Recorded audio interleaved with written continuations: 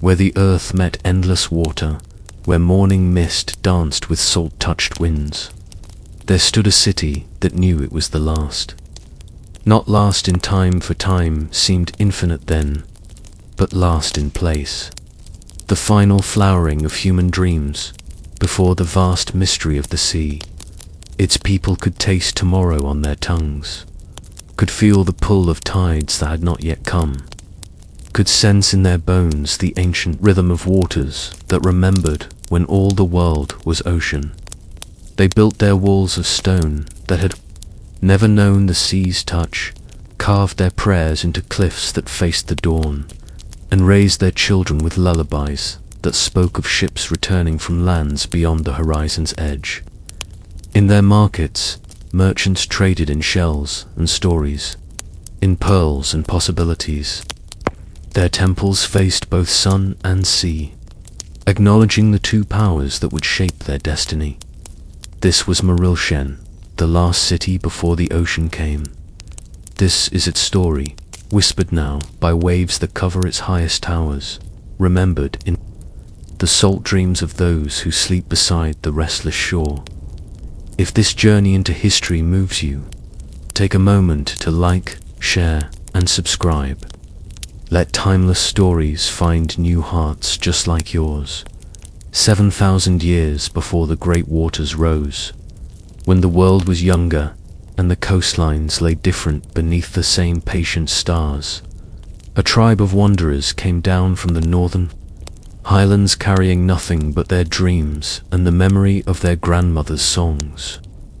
They had followed the river Thessaron for 3 seasons, watching it grow from mountain stream to broad waterway, until at last it led them to a place where fresh water kissed the salt sea in an embrace that had endured since the world's first dawn. Here, where the river delta spread its fingers into the welcoming bay, where cliffs of golden limestone caught the morning light and held it like captured sunshine, where springs of sweet water bubbled up through sand that sparkled with mica and crushed shells, the wanderers stopped.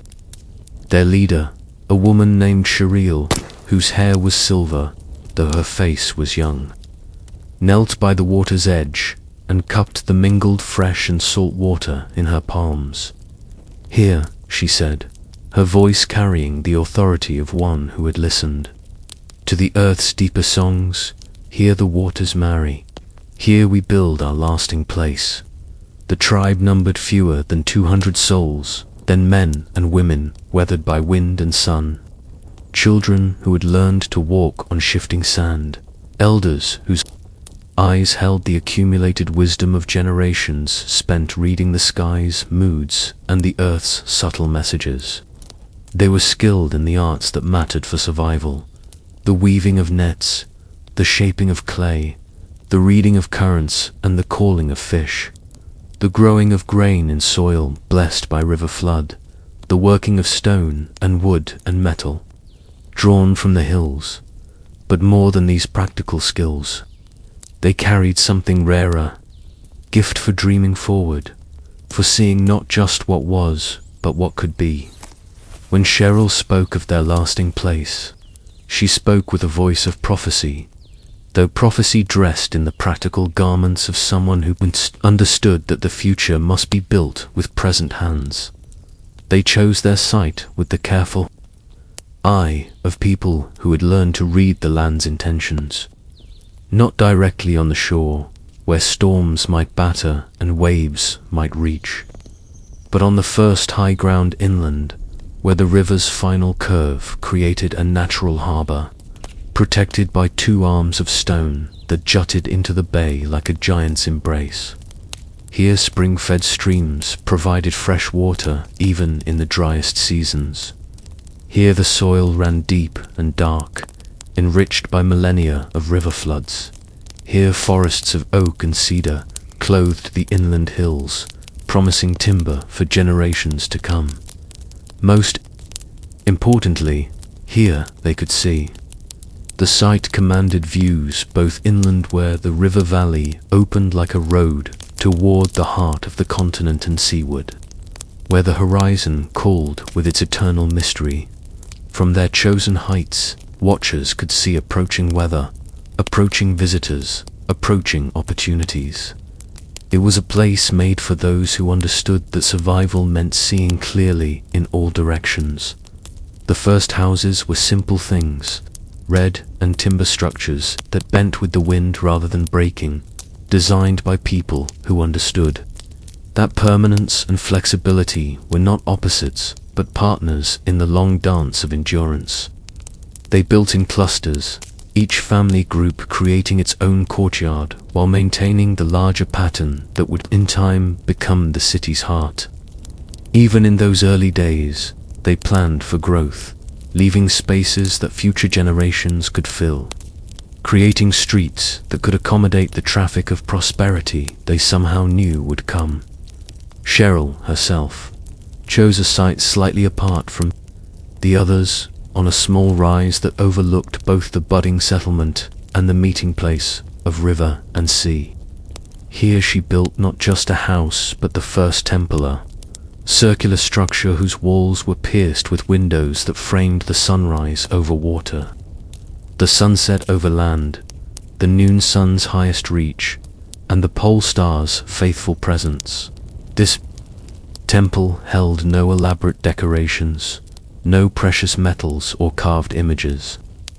Its beauty lay in its perfect proportions, in the way it seemed to gather the light and hold it, in the sense of peace that settled on all who entered its simple space.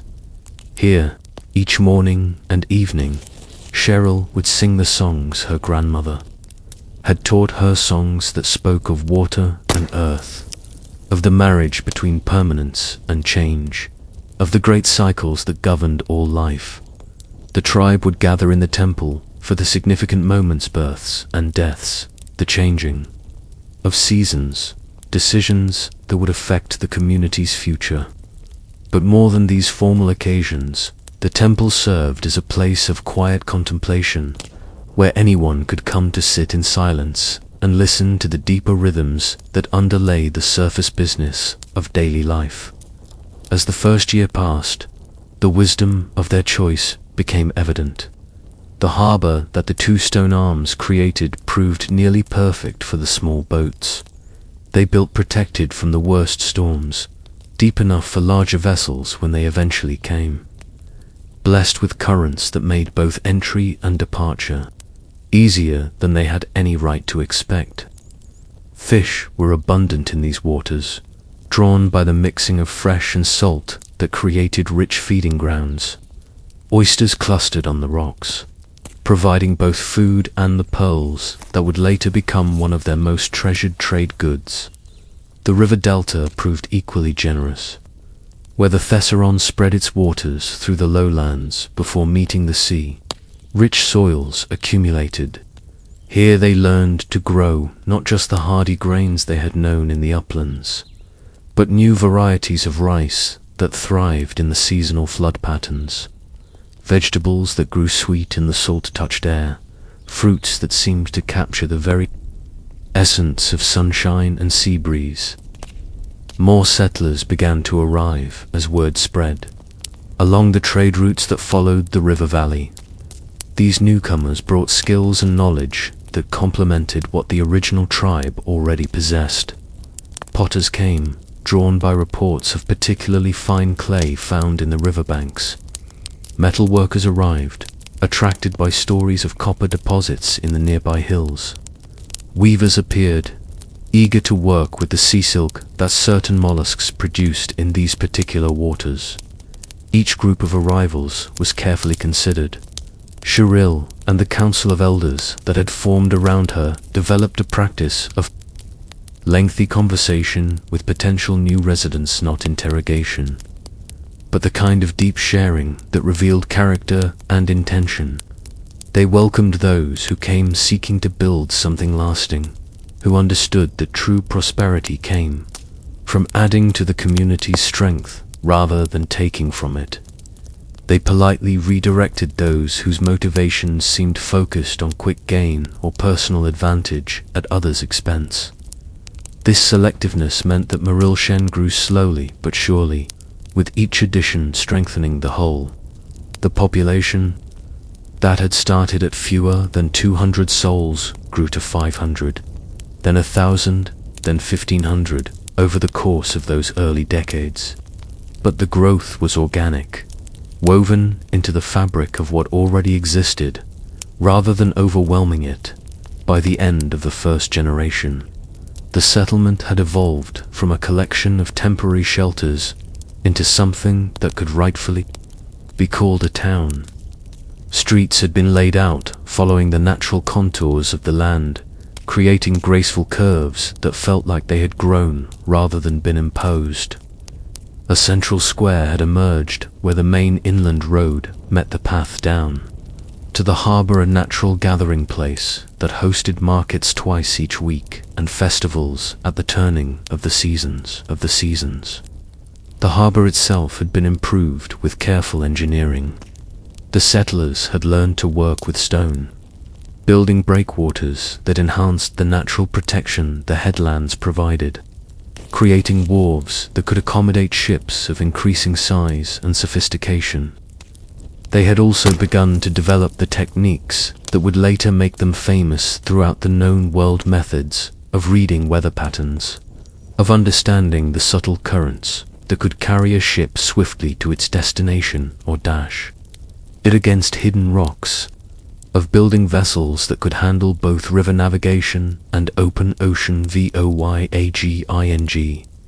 When Shareal's hair had turned completely white, and her step had grown slow, but her eyes still held the bright clarity of deep wisdom, the settlement began its first true flowering.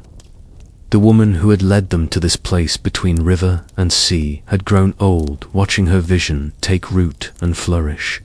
And now, in her 70th year, she could see the full promise of what they had planted beginning to bear fruit. Trade had begun to flow through Mareal like the very tides that lapped at their harbour walls. Ships arrived with goods from distant land, spices that spoke of tropical gardens, metals gleaming with strange beauty, textiles woven from fibres that grew only in far-off mountains, stories and songs and techniques that expanded the city's understanding of what was possible in the world. In return, they sent out their own treasures, the luminous pearls that formed in their particular waters, pottery glazed with clays that produced colors found nowhere else, preserved fish prepared with techniques that kept them fresh for months of travel, and most precious of all, their maps. For the people of Mareal had become master navigators, their understanding of wind and current, tide and weather, refined by generations of careful observation.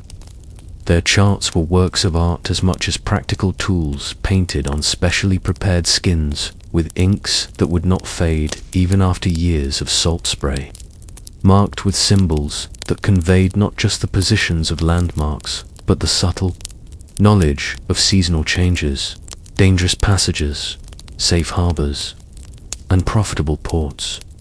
These maps commanded premium prices throughout the trading world, but more importantly, they established Mareal as an essential stop for any serious maritime expedition.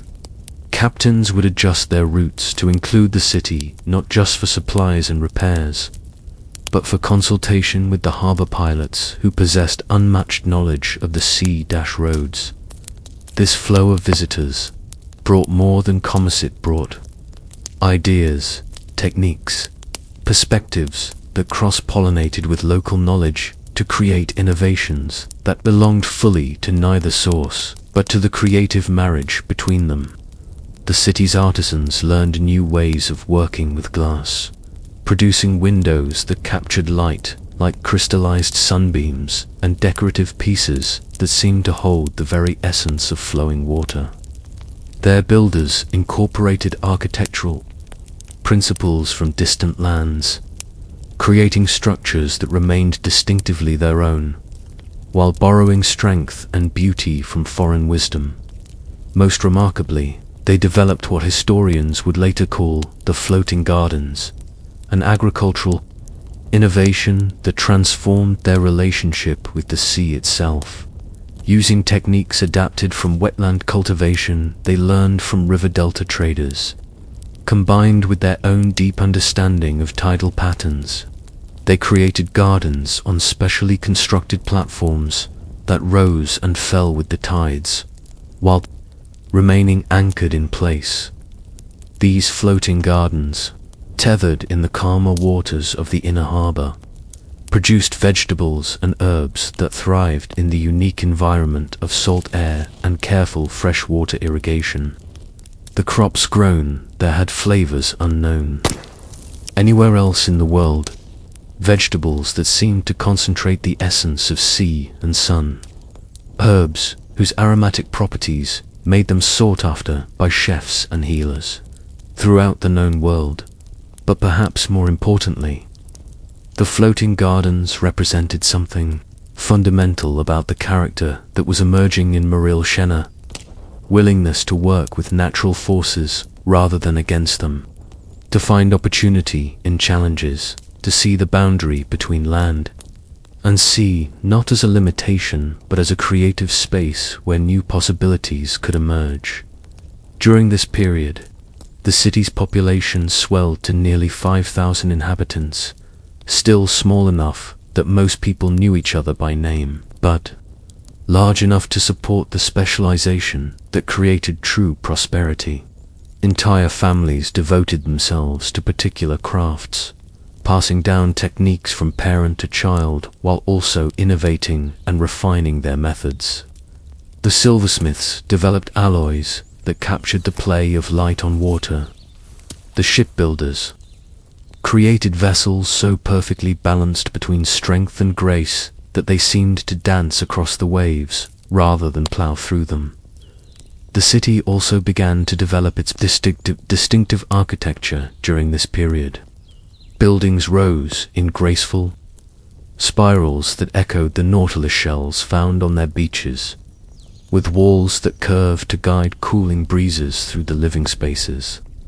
Rooftop gardens, connected by arched bridges, created a second level of the city that existed above the streets, where residents could walk among flowers and herbs, while enjoying views of harbor and horizon. Public buildings reflected both practical needs and aesthetic ambitions. The Great Market Hall, built of local limestone that glowed golden in the afternoon sun, could accommodate thousands of traders while remaining cool and airy even in the warmest weather. Its design incorporated acoustic principles that allowed a speaker at one end to be clearly heard throughout the space, making it ideal for both commerce and community gatherings. The library, established as Shareal entered her final years, became the repository not just for written knowledge but for all the accumulated wisdom of a people who lived at the intersection of multiple worlds. Here, alongside scrolls and books in dozens of languages, they maintained collections of maps, astronomical observations, records of weather patterns, genealogies that traced not just family lineages but the evolution of ideas and techniques. And most treasured of all, the songs that preserved their deepest understanding of the forces that shaped their world. These songs were not mere entertainment, but repositories of practical knowledge encoded in memorable form. Navigation songs that could guide a ship safely through treacherous waters, were the songs that helped predict the coming of storms. Agricultural songs that preserved the timing of planting and harvest. Healing songs that carried knowledge of which herbs worked best for various ailments, and how to prepare them properly. The tradition of the songs reflected something essential about the character of Mareal, people who understood that knowledge without wisdom was dangerous, that information needed to be embedded in understanding, that the most important truths were those that could be carried in the heart rather than merely recorded on paper. As Shareal's final years approached, she began to prepare for the transition of leadership. Rather than designating a single successor, she worked with the community to develop a council system that would draw on multiple perspectives and areas of expertise. The Council of Tides, as it came to be known, included representatives from the major crafts and trades, from the harbor pilots and the temple keepers, from the newer residents and the original families, from those who focused on local concerns and those whose attention was drawn to the wider world. This council would meet at each turning of the tide twice daily for routine matters, with longer sessions at the new and full moons for more significant decisions. The rhythm of their governance echoed the rhythm of the waters that shaped their lives, acknowledging that, like the tides themselves, the best decisions emerged from the interplay of different forces rather than the dominance of any single perspective. When Shareal finally passed, in her sleep during a calm night when the harbor waters barely stirred and the stars shone with unusual clarity, the city mourned but did not falter. Her body was laid to rest in the temple she had built, beneath a stone marked only with the symbol of waves meeting shore, the same symbol that had become the city's emblem, representing the creative union of different elements that had always defined their character. The transition of leadership proved smooth, a testament to the wisdom of the structures she had helped create. The Council of Tides took up the work of governance with the same careful attention to balance and flow that had characterized Shareal's own leadership. Decisions were made not through dominance and submission, but through the kind of patient dialogue that allowed the best solutions to emerge naturally, like tides finding their proper level. Under this new form of leadership, the city continued to flourish. Trade relationships deepened and expanded.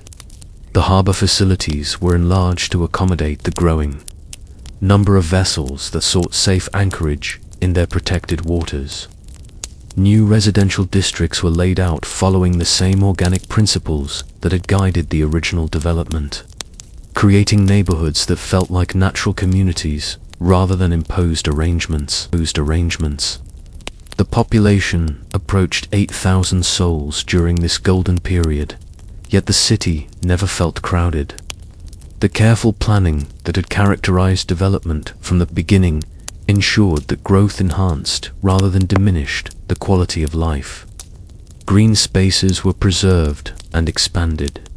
The network of canals that brought fresh water through the urban areas was extended and refined, creating a system that provided both practical benefits and aesthetic pleasure.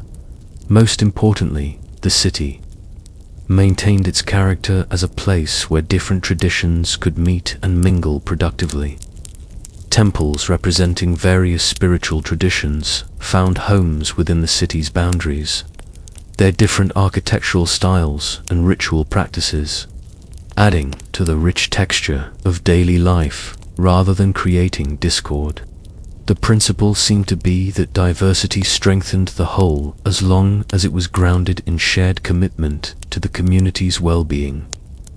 During this period, what would later be called the School of the Tides began to emerge, not a formal institution but a philosophical approach that attracted thinkers and seekers from throughout the known world. The school's central insight was that wisdom came from understanding the dynamic balance between seemingly opposing forces, permanence and change, tradition and innovation, individual freedom and community responsibility, practical knowledge and spiritual understanding. The scholars and teachers associated with the School of the Tides developed practices and disciplines that would influence thought throughout the ancient world. Their approach to governance, based on the Council of Tides model, would be adopted by other cities seeking alternatives to autocratic rule. Their methods of education, which emphasized learning from direct experience as much as from books, produced students who became leaders and innovators in their own communities. Their approaches to conflict resolution, grounded in patient dialogue and the search for solutions that honored all perspectives, helped prevent many wars and resolve disputes that had seemed intractable. Perhaps most significantly, their understanding of humanity's relationship with the natural world based on observation of how tides, currents, weather, and seasons all influenced each other in endlessly complex patterns, offered a way of thinking about environmental stewardship that kept human communities in harmony with the larger systems that sustained them.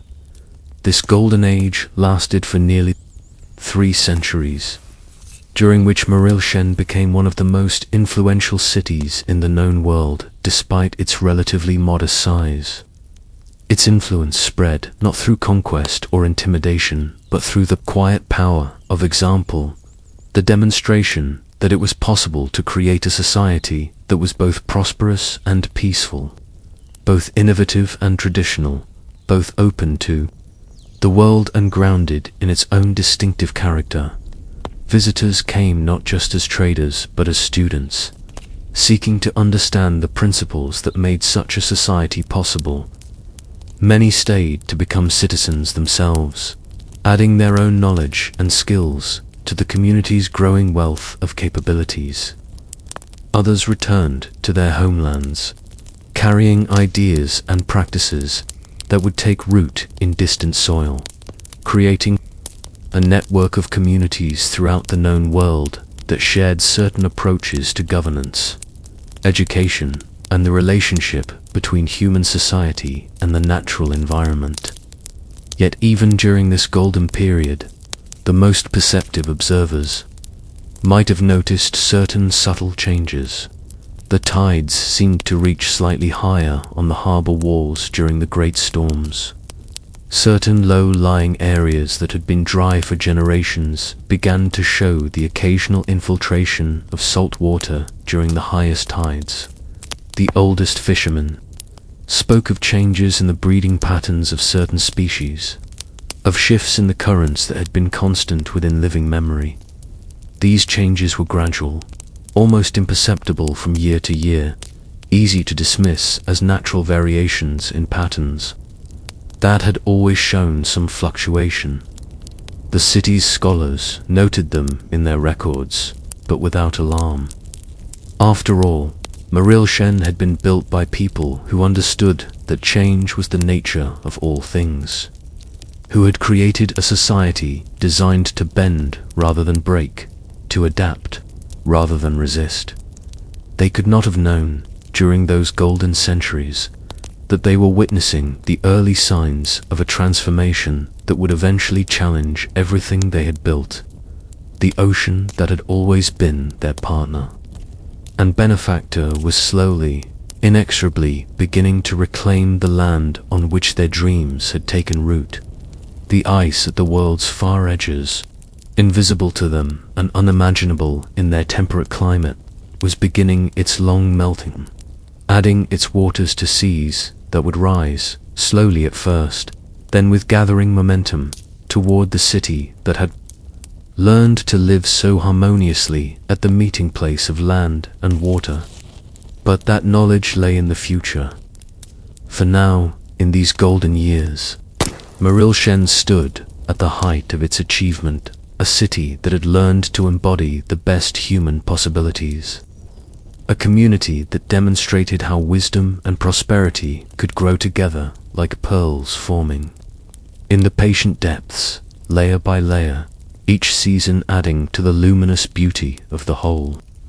As the sun set over their harbor on countless peaceful evenings, its light playing across the water in patterns that seemed to mirror the intricate beauty of the society they had created. The citizens of the last city before the ocean came lived, fully in their present happiness, unaware that they were creating memories that would outlast the very ground beneath their feet. The salt-touched stones of Aequorea's temples had witnessed the birth of 1,000 tides, each one marking the passage of time in ways that land dwellers could never comprehend. Here, where the city's heart beat in rhythm with the ocean's pulse, the tidal keepers maintained their sacred vigil, their robes the deep blue-green of deep water, their eyes holding the ancient knowledge of currents and storms. These were not merely priests in the common understanding, but scholars of the sea's moods, interpreters of its whispers, guardians of the delicate balance that had kept Aequorea prosperous for centuries. Their order had emerged in the early days of the city's founding, when the first settlers recognized that their survival depended not on conquering the ocean, but on learning to dance with its eternal rhythms. The eldest among them, Keeper Nereon, had served the waters for 67 years, his weathered hands mapping the sacred charts that recorded every tide, every seasonal shift, every subtle change in the ocean's temperament. His temple, built into the living rock of the harbor's eastern cliff, commanded a view of the endless horizon where sky met sea in an embrace that spoke of eternity.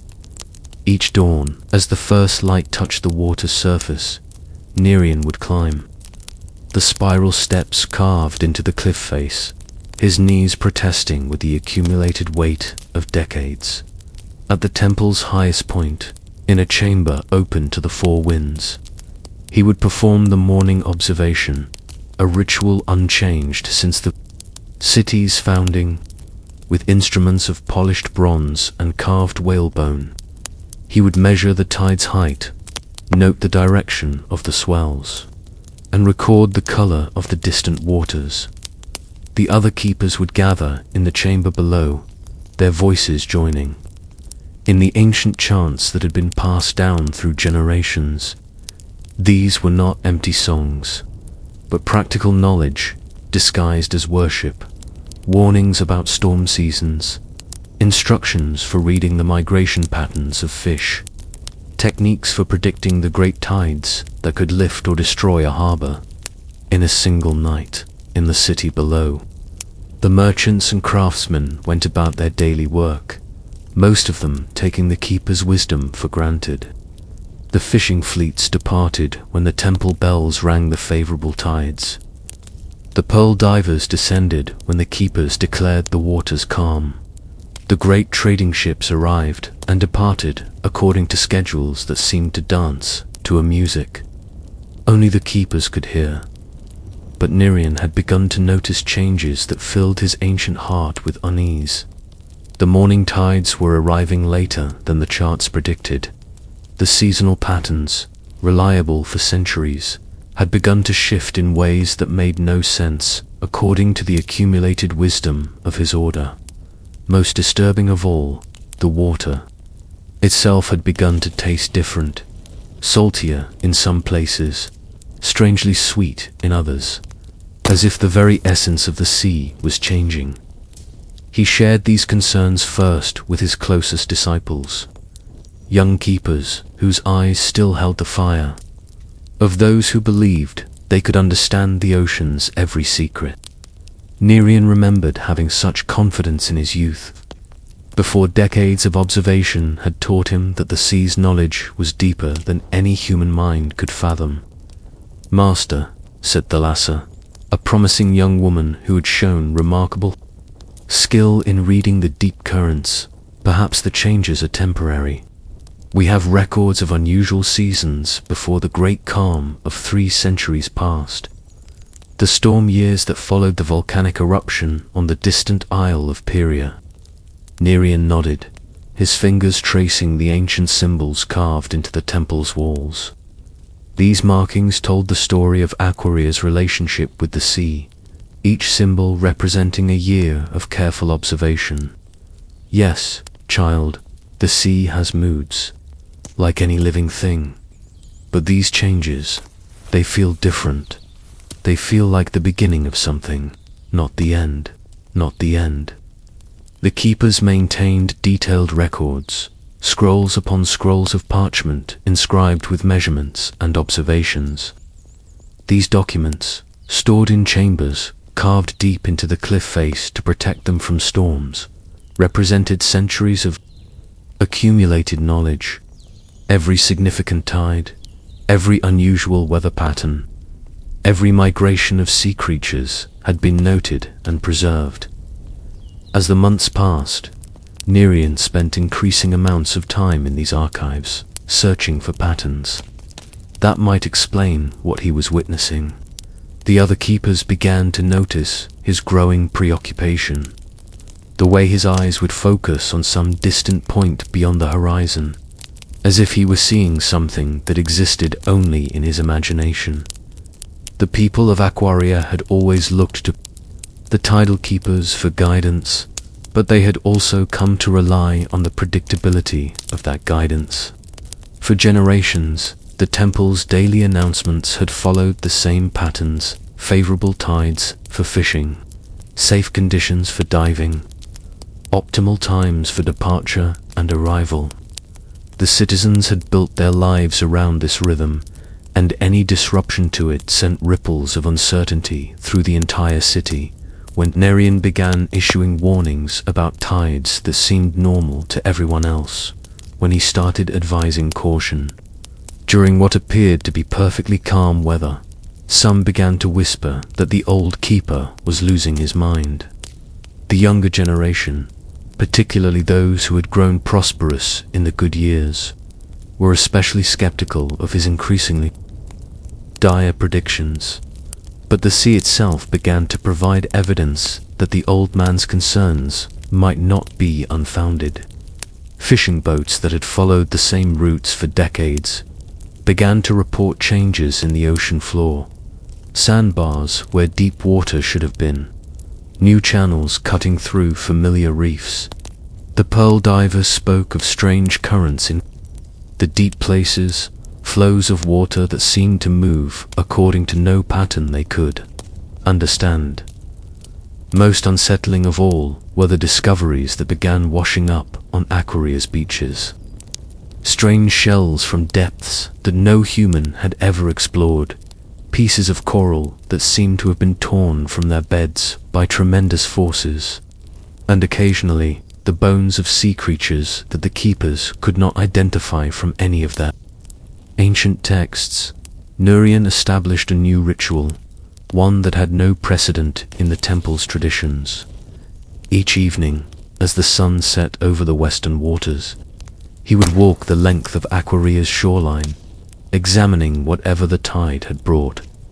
He began to accumulate a collection of these oceanic offerings in a special chamber of the temple, studying them by lamplight, trying to decode the message they carried.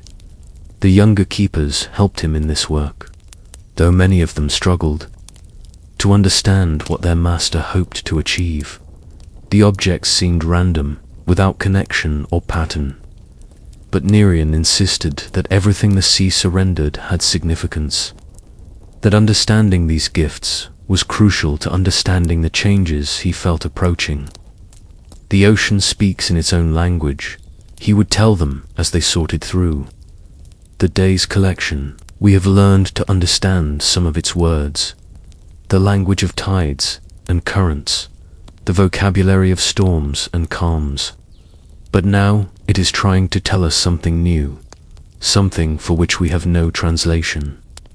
Among the citizens of Aequorea, daily life continued much as it always had, but with an undercurrent of unease that grew stronger with each passing season.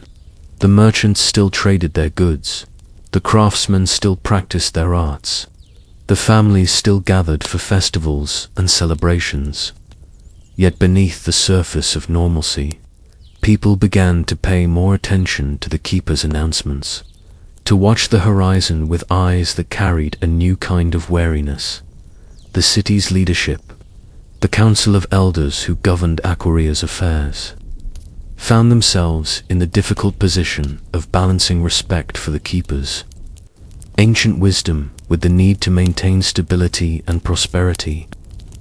Some council members had grown wealthy from the city's maritime trade, and they were reluctant to accept predictions that might threaten their business interests. Elder Pelagios, whose family had controlled the largest merchant fleet for 3 generations, was particularly vocal in his skepticism. "The keepers serve an important function," he would say in council meetings. "But we cannot allow the fears of one old man to disrupt the prosperity that has taken centuries to build. The sea has always been unpredictable. That is why we have built our city on solid stone, why we have constructed our harbors to withstand storms." But even Pelagios could not ignore the reports that came from his own ship captains. Experienced mariners, men who had sailed the known waters for decades, began to speak of changes that went beyond normal seasonal variations. Navigation routes that had been reliable for generations were becoming treacherous. Islands that had served as landmarks were changing shape, their shorelines eroding or extending in ways that defied explanation. The captain of Pelagios's flagship, a grizzled sailor named Oceanus, was among the first to bring news that would force the city's leadership to take the keeper's warnings more seriously. He had returned from a trading voyage to the southern archipelago with a story that seemed to belong more to legend than to the practical world of commerce. "The island of Coral Crown is gone," he reported to a hastily convened council meeting. "Not destroyed by storm or fire, simply gone. Where it stood for 1,000 years, there is now only deep water. The fishing village of 200 souls, the lighthouse that guided ships for centuries, the sacred grove where traders have left offerings since before our grandfathers. Time, all swallowed by the sea, as if they had never existed." The council members exchanged glances of disbelief and concern. Coral Crown had been a crucial waypoint for southern trade, a place where ships could take on fresh water and supplies. Its disappearance would require a complete reorganization of trade routes. Assuming that other islands remained stable enough to serve as alternatives, Nereon, invited to address the council for the first time in decades, spoke with the quiet authority of someone who had spent his life in service to truth. "The changes I have observed in our local waters are not isolated phenomena," he told the assembled leaders. "They are part of something larger, something that may affect all the coastal lands and islands of our known world." He presented his evidence methodically, the measurements that showed gradual but consistent changes in tide patterns, the unusual objects that had begun appearing on their beaches, the reports from other keeper temples along the coast that spoke of similar disturbances. Most compelling of all were the ancient texts, passages from the oldest scrolls that spoke of a time when the ocean itself would rise to reclaim lands that had been dry for millennia. "Our ancestors wrote of the great tide," Nereon explained, his weathered hands holding a scroll so old that its edges crumbled at the slightest touch. "They described it as a time when the boundary between sea and land would shift, when islands would disappear and new ones would emerge, when the very shape of the world would change."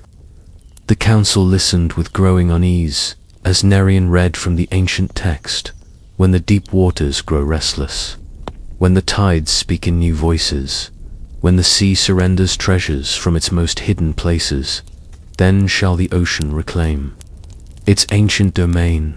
The wise will prepare, the foolish will perish, and the sea will remember what the land has forgotten." These words, written by keepers who had lived centuries before any of the current generation had been born, seemed to describe exactly what Aequorea was beginning to experience. The implications were staggering. If the ancient prophecy was accurate, their city might face challenges that would test every aspect of their civilization. In the depths beneath Aequorea's harbor, where sunlight had never penetrated, and where the pressure of the ocean's weight created a world unto itself, there lived creatures that the surface dwellers knew only through legend, and the occasional glimpse caught by the most skilled pearl divers. These beings, which the keepers called the Deep Watchers, were neither fish nor human, but something that seemed to exist in the spaces between the categories that surface minds used to organize the world. The pearl divers who worked the deepest beds had always spoken of them in whispers, describing encounters that seemed to hover on the edge between reality and dream. They told of eyes that glowed with their own light in the abyssal darkness, of forms that moved with a grace impossible for creatures bound by the usual laws of flesh and bone, of an intelligence that seemed ancient beyond human comprehension. Nereon had collected these stories for decades, treating them with the same careful attention he gave to his tide measurements and weather observations.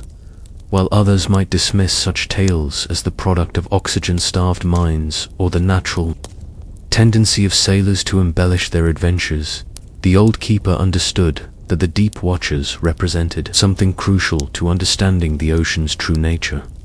The most detailed account had come from Halcyon, a master diver whose family had worked the pearl beds for 7 generations. She possessed the rare ability to descend to depths that would crush ordinary mortals, to hold her breath for periods that defied human limitations, to navigate in darkness by sensing the subtle movements of current and pressure, on a dive that had taken her deeper than any previous exploration, following a strand of particularly valuable pearls into an underwater canyon that seemed to descend into the Earth's very heart. Halcyon had encountered something that challenged everything she thought she knew about the ocean's inhabitants. They were waiting for me, she had told Nereon, her eyes still wide with the memory of that encounter. Not hiding, not hunting, but simply waiting, as if they had known I would come to that place at that time. There were 3 of them, though. Their forms seemed to shift and flow like living water, making it difficult to count with certainty. According to Halcyon's account, the Deep Watchers had communicated with her, not through words or gestures, but through some form of direct understanding that bypassed the normal channels of human communication. They had shown her visions of the ocean's deep places, revealed to her the vast networks of current and pressure that connected all the world's waters, made her understand that what surface dwellers thought of as separate seas were actually parts of a single living entity. They showed me the ocean's memory, Halcyon had whispered, her voice carrying the weight of revelation. I saw how the waters have risen and fallen through ages beyond counting, how islands and continents have emerged and disappeared like waves on a beach. I saw that what we think of as permanent is just a moment in the ocean's endless dream. The Deep Watchers had also shown her something else, something that had filled her with a dread that she struggled to put into words. They had revealed to her the signs of the coming change, the gradual warming of the deep currents, the subtle shifts in the ocean's chemistry, the way the sea's living creatures were beginning to migrate in patterns that spoke of approaching transformation. They are not causing the changes, Halcyon had emphasized, her hands trembling as she spoke. They are simply aware of them, as a person might be aware of the approach of dawn. The ocean is awakening from a long sleep, and when it fully wakes, the world as we know it will be different. Nereon had recorded every detail of Halcyon's account, but he had shared the full story with only his most trusted disciples. The implications were too vast, too terrifying for the general population to process. If the Deep Watcher's visions were accurate, Aequorea's survival would depend not on resistance to the coming changes, but on adaptation to a new reality where the old boundaries between sea and land no longer applied. The Keeper began to incorporate this knowledge into his observations, looking for signs that might confirm or refute what the Deep Watchers had revealed. He paid special attention to the behavior of sea creatures, noting changes in migration patterns that seemed to confirm the visions Halcyon had described. Fish that had always remained in deep water were appearing in the shallows. Creatures of the abyss were being found in places where they should not have been able to survive. Most significantly, the deep watchers themselves were being encountered more frequently. Other divers began to report sightings, and even fishermen working in relatively shallow water spoke of glimpsing forms that disappeared as soon as they were noticed. It was as if these ancient beings were rising from their deep refuges, drawn by some imperative that only they understood. Nereon established a new branch of the Keeper Order, a group of scholar divers who would work to establish more formal communication with the Deep Watchers. This was unprecedented in the Temple's history. Never before had the Keepers actively sought to make contact with the ocean's most mysterious inhabitants. But the old man understood that their survival might depend on understanding what these beings knew about the approaching changes. The scholar divers trained in techniques that pushed the boundaries of human endurance, learning to descend to depths that few had ever attempted, to remain underwater for periods that seemed to defy biological possibility. They carried with them offerings, not the crude tribute of those who sought to appease sea monsters, but carefully chosen objects that might serve as tokens of communication between species, separated by eons of evolution. The first formal contact was achieved by Nereon's most promising disciple, a young man named Pelagic, who possessed an almost supernatural affinity for the ocean's moods. He had spent months preparing for the attempt, not just physically but mentally, learning to quiet his surface dwellers' instincts and open his mind to forms of communication that human language could barely describe. In the deepest part of Aequorea harbor, where the ancient builders had quarried stone for the city's foundations and left behind a chasm that descended into lightless depths, Pelagic encountered a gathering of deep watchers unlike anything previously described. There were dozens of them, their forms creating patterns of bioluminescent light that seemed to pulse in rhythm with the ocean's deepest currents.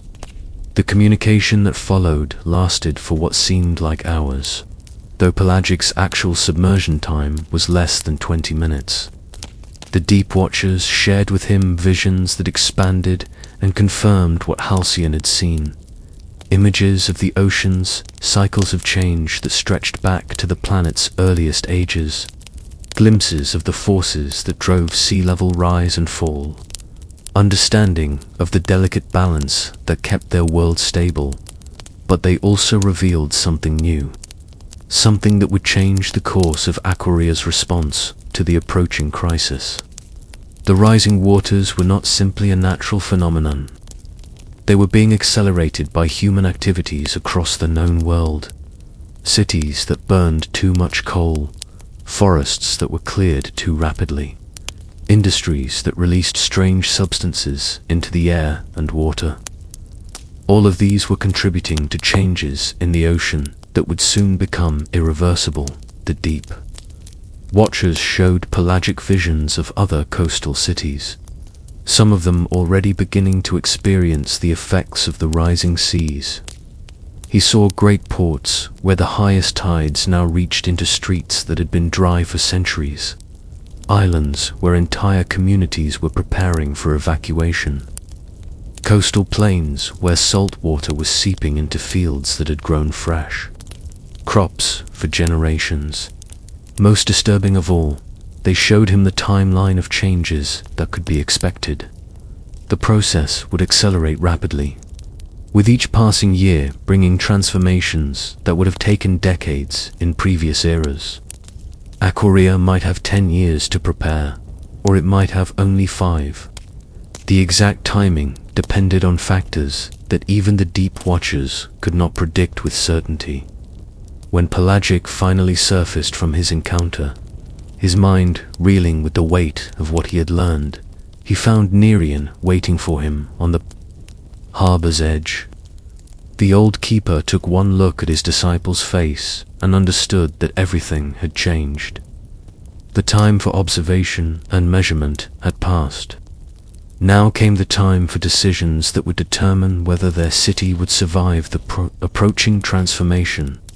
That night, in a meeting that brought together the senior keepers, the city's most skilled divers, and several members of the Council of Elders, Pelagic shared what the Deep Watchers had revealed. The implications were staggering. Aequorea would need to transform itself completely, abandoning the assumptions about sea and land that had guided their civilization for centuries. The Deep Watchers had also shared knowledge of technologies and techniques that might help the city adapt. They revealed the locations of building materials that could withstand submersion, showed how to construct dwellings that could function both above and below the waterline, demonstrated methods of food production that could continue even as traditional agriculture became impossible. But perhaps most importantly, they had conveyed a message of hope. The coming changes, while dramatic and challenging, were not necessarily destructive. They represented a return to an earlier state of the world, a time when the boundaries between sea and land were more fluid, when life itself had been more adaptable and resilient. Aequorea's people had the knowledge and skills to survive the transformation, but only if they were willing to abandon their attachment to the world as it had been and embrace the world as it was becoming. The Deep Watchers had survived countless such changes throughout the eons of their existence. Now they were offering to share their wisdom with the surface dwellers who had shown the courage to seek them out. The keepers maintained detailed records, scrolls upon scrolls of parchment inscribed with measurements and observations. These documents, stored in chambers carved deep into the cliff face to protect them from storms, represented centuries of accumulated knowledge. Every significant tide, every unusual weather pattern, every migration of sea creatures had been noted and preserved. As the months passed, Nereon spent increasing amounts of time in these archives, searching for patterns that might explain what he was witnessing. The other keepers began to notice his growing preoccupation, the way his eyes would focus on some distant point beyond the horizon, as if he were seeing something that existed only in his imagination. The people of Aequorea had always looked to the Tidal keepers for guidance, but they had also come to rely on the predictability of that guidance.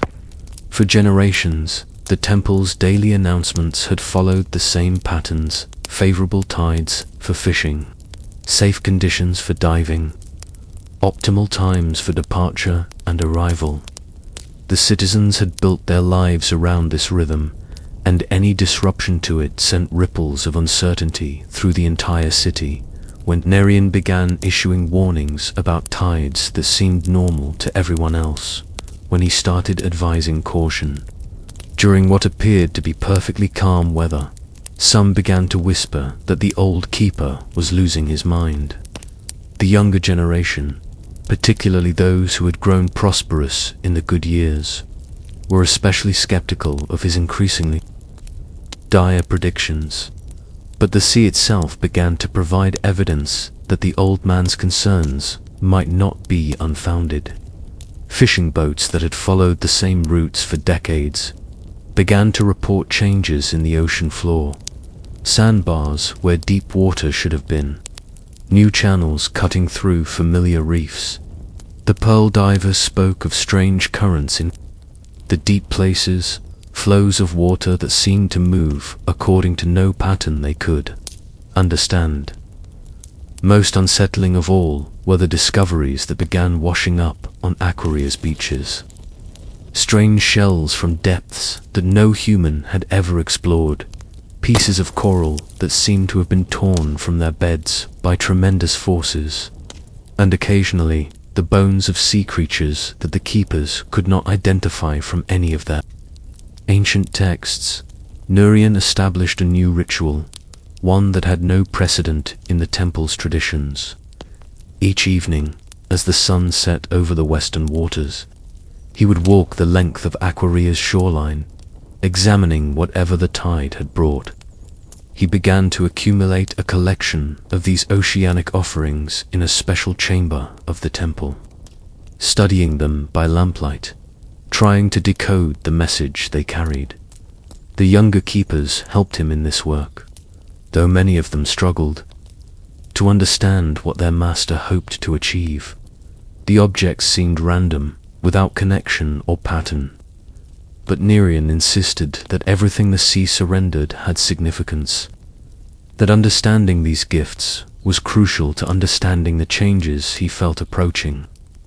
The ocean speaks in its own language, he would tell them as they sorted through the day's collection. We have learned to understand some of its words, the language of tides and currents, the vocabulary of storms and calms. But now it is trying to tell us something new, something for which we have no translation.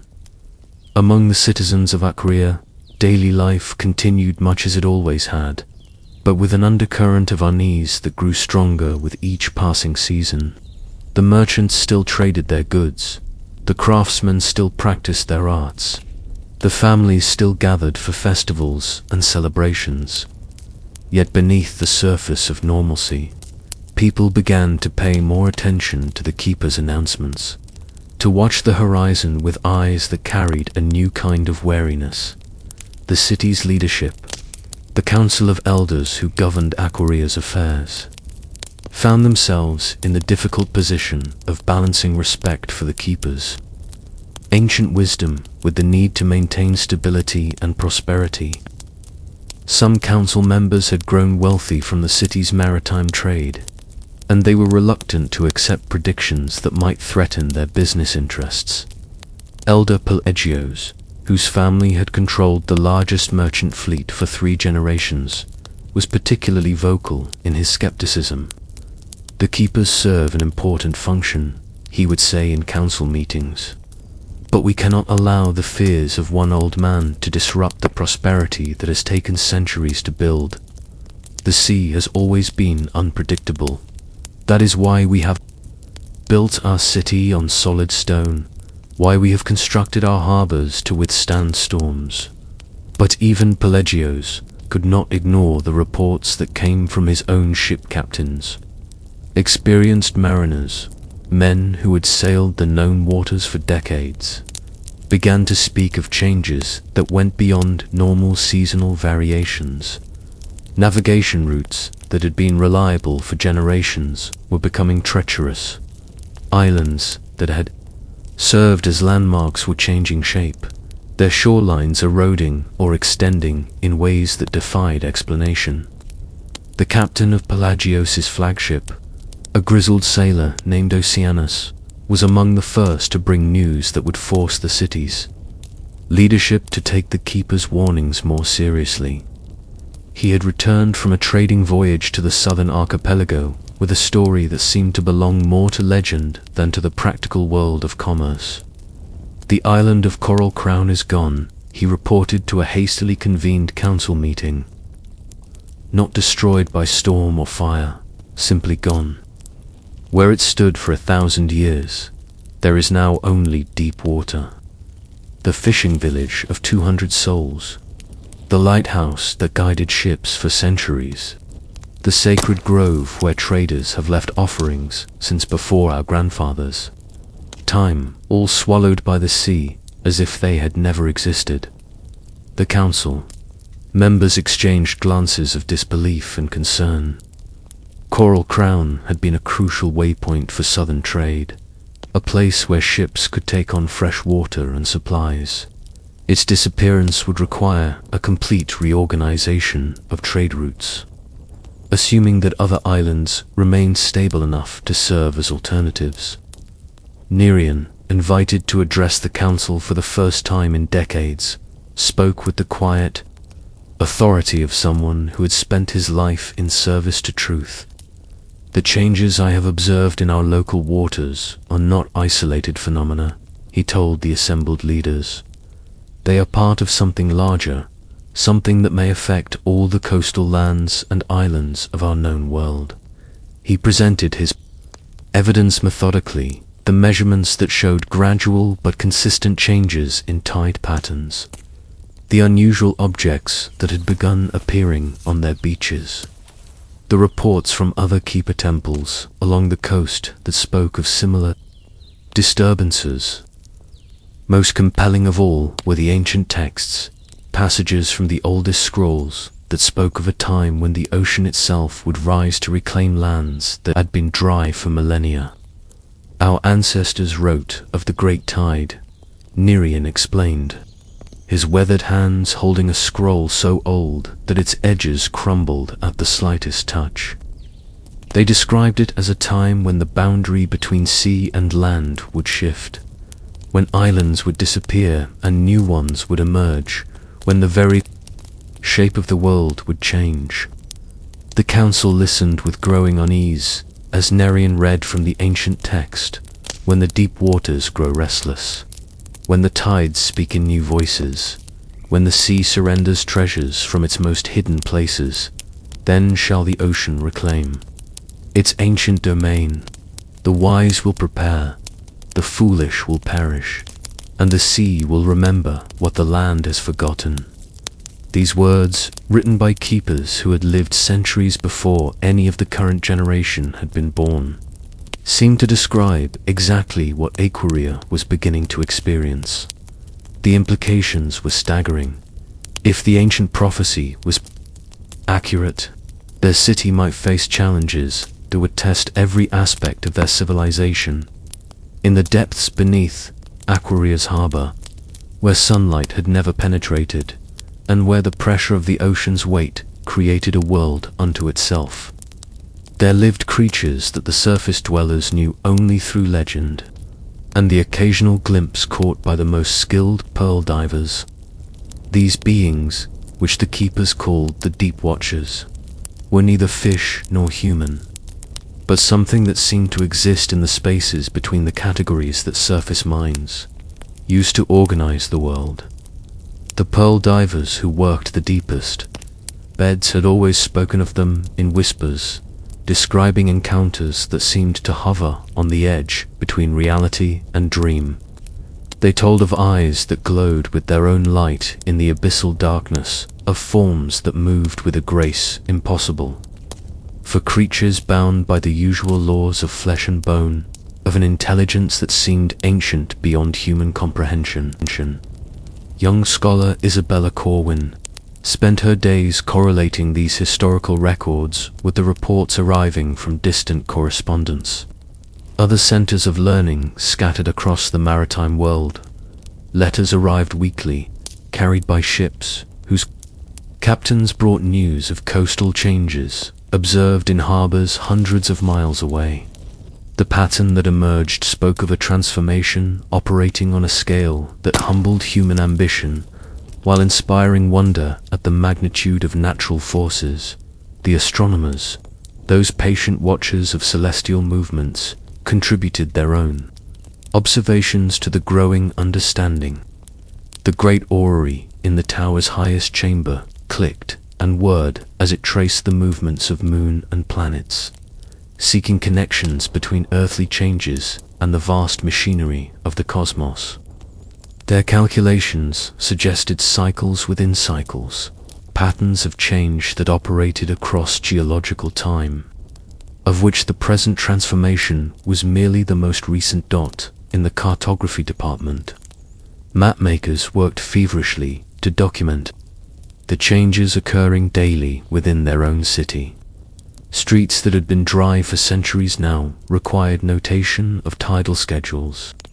Buildings that had stood secure on solid foundations now needed markers indicating their relationship to the advancing waterline. The maps themselves became historical documents almost as quickly as they were drawn, each chart a snapshot of a city in constant, subtle transformation. But Master Cornelius, the library's senior researcher, stood before a great window that looked out over the harbor, a thick manuscript open in his hands. The text, written by a scholar from an age when Mareal was young, described similar changes affecting coastal cities of that distant era. The parallels were unmistakable: the patient advance of water, the adaptation of human communities, the gradual transformation of landscapes that had seemed permanent as mountains. Beyond the scholarly chambers and merchant guildhalls, the fishermen of Mareal possessed their own profound understanding of the sea's changing nature. These men and women, who had spent their lives reading the water's moods in the set of waves and the color of clouds, noticed changes that escaped the attention of those who observed from a distance. The fishing fleet, which had worked the same waters for generations, found themselves navigating new realities with each sunrise. Old Henrik, whose grandfather had fished these waters before him, stood at the helm of his weathered vessel and felt the sea speaking in tongues he had never heard before. The familiar rhythms that had guided his family's nets for decades were shifting. Subtle changes in current and temperature that spoke of deeper transformations. Fish that had always arrived with the spring tides now appeared earlier, while species that had been reliable residents of deeper waters were found in the shallows with increasing frequency. The fishing grounds themselves were transforming. Reefs that had provided shelter for spawning fish now lay deeper beneath the surface, their coral structures struggling to adapt to changing water conditions. Ancient fishing spots, marked by generations of fishermen through careful observation of landmark alignments, now required new calculations as familiar coastline features were gradually consumed by the advancing waters. Captain Saren Blackwater, leader of the Deepwater Fleet, called her most experienced sailors together in the harbor master's office. Charts spread across the wooden table showed the waters around Mareal with unprecedented detail. But even these careful records were becoming obsolete as soundings revealed new depths where shallow waters had existed for centuries. Navigation, that essential art of finding safe passage through treacherous waters, required constant revision as the sea itself redrew the maps. The younger fishermen, those who had inherited their calling from fathers and mothers before them, learned to read new signs in water and sky. The traditional knowledge passed down through generations remained valuable, but it needed to be supplemented with fresh observation, new understanding of patterns that were still emerging. They studied the behavior of seabirds, whose feeding patterns revealed changes in fish populations, and watched the way currents carved new channels through underwater landscapes. In the fish markets of the lower quarter, vendors noticed changes in their daily catch that reflected the larger transformation of the marine environment. Species that had once been seasonal visitors now appeared year-round, while traditional staples of the local diet became increasingly rare. The market itself adapted, with sellers constructing raised platforms to keep their goods dry during the increasingly frequent high tides that sent seawater flowing through the market streets. Evening gatherings in the fishermen's taverns took on new significance as knowledge was shared about the day's observations. These informal discussions, fortified by locally brewed ale and accompanied by the aroma of fresh cooked fish, became forums for collective learning. Experienced captains shared observations with newcomers to the trade, while boat builders listened carefully for information that might influence their craft designs. The boat builders themselves, whose workshops lined the harbor's edge, found their skills in unprecedented demand. Vessels designed for the familiar conditions of previous decades required modification to handle the new realities of deeper water and changed currents. The traditional fishing boats, designed for specific depths and particular types of fishing, needed companions capable of working in the transformed marine environment that was emerging around Mareal. In the streets and squares of Mareal, where children had played the same games for generations, new forms of entertainment emerged that reflected their changing world. The young ones, with their remarkable capacity for adaptation, transformed the challenges of rising water into opportunities for play. Streets that flooded during high tide became impromptu canals for toy boats crafted from scraps of wood and discarded cloth. The sound of children's laughter echoed off wet stone walls as they navigated their miniature vessels through temporarily flooded alleys. Little Myra, Seasong, whose parents sold fish in the lower quarter market, learned to gauge the tide's arrival. By watching the way water crept up the carved stone markers that had measured flood levels for centuries, her friends gathered around these ancient posts, turning the serious business of flood measurement into contests of prediction and observation. They invented games that required reading the subtle signs of approaching water, the way light reflected off distant surfaces, the sound of waves against stone, the behavior of harbor cats who had learned to seek higher ground before the water. Arrived the older children, those approaching the age when they would choose their life's work, developed swimming skills that their parents had never needed to master. The city's youth learned to navigate flooded streets with the confidence of natural swimmers, diving beneath bridges to retrieve lost toys, racing through water-filled squares with the joy of dolphins at play. Their games prepared them for a future in which comfort with water would be essential for life in Mareal. School. Lessons adapted to incorporate the city's changing reality. Master teacher Elena Brookwater modified her geography lessons to include practical knowledge of tidal patterns and flood safety. Children learned to identify safe routes through the city during various tidal conditions, knowledge that transformed from academic exercise to practical necessity. Mathematics lessons incorporated calculations of water levels and flow rates, making abstract numbers meaningful through connection to daily experience. The storytellers who entertained children in the evening hours began weaving new tales that reflected the city's transformation. Ancient legends of sea kings and water spirits gained fresh relevance as the ocean became an increasingly intimate part of daily life. Children listened with rapt attention to stories of magical cities beneath the waves, tales that seemed less fantastic as their own familiar streets disappeared beneath tide water. With increasing frequency, young Thomas Riverstone, son of a master builder, spent his afternoons constructing elaborate sand castles on beaches that appeared and disappeared with each tide cycle. His architectural fantasies, built from wet sand and decorated with shells, served as both play and unconscious preparation for understanding how structures must adapt to changing water conditions. The castles he built grew more sophisticated as he learned to anticipate the water's advance, creating channels and barriers that could guide rather than simply resist the flowing tide. The children's games reflected an intuitive understanding that escaped many adults. The rising water was not an enemy to be fought, but a new element of their environment to be understood and embraced. Their play served as a form of collective learning, preparing them for adulthood in a city that would be substantially different from the one their parents had inherited.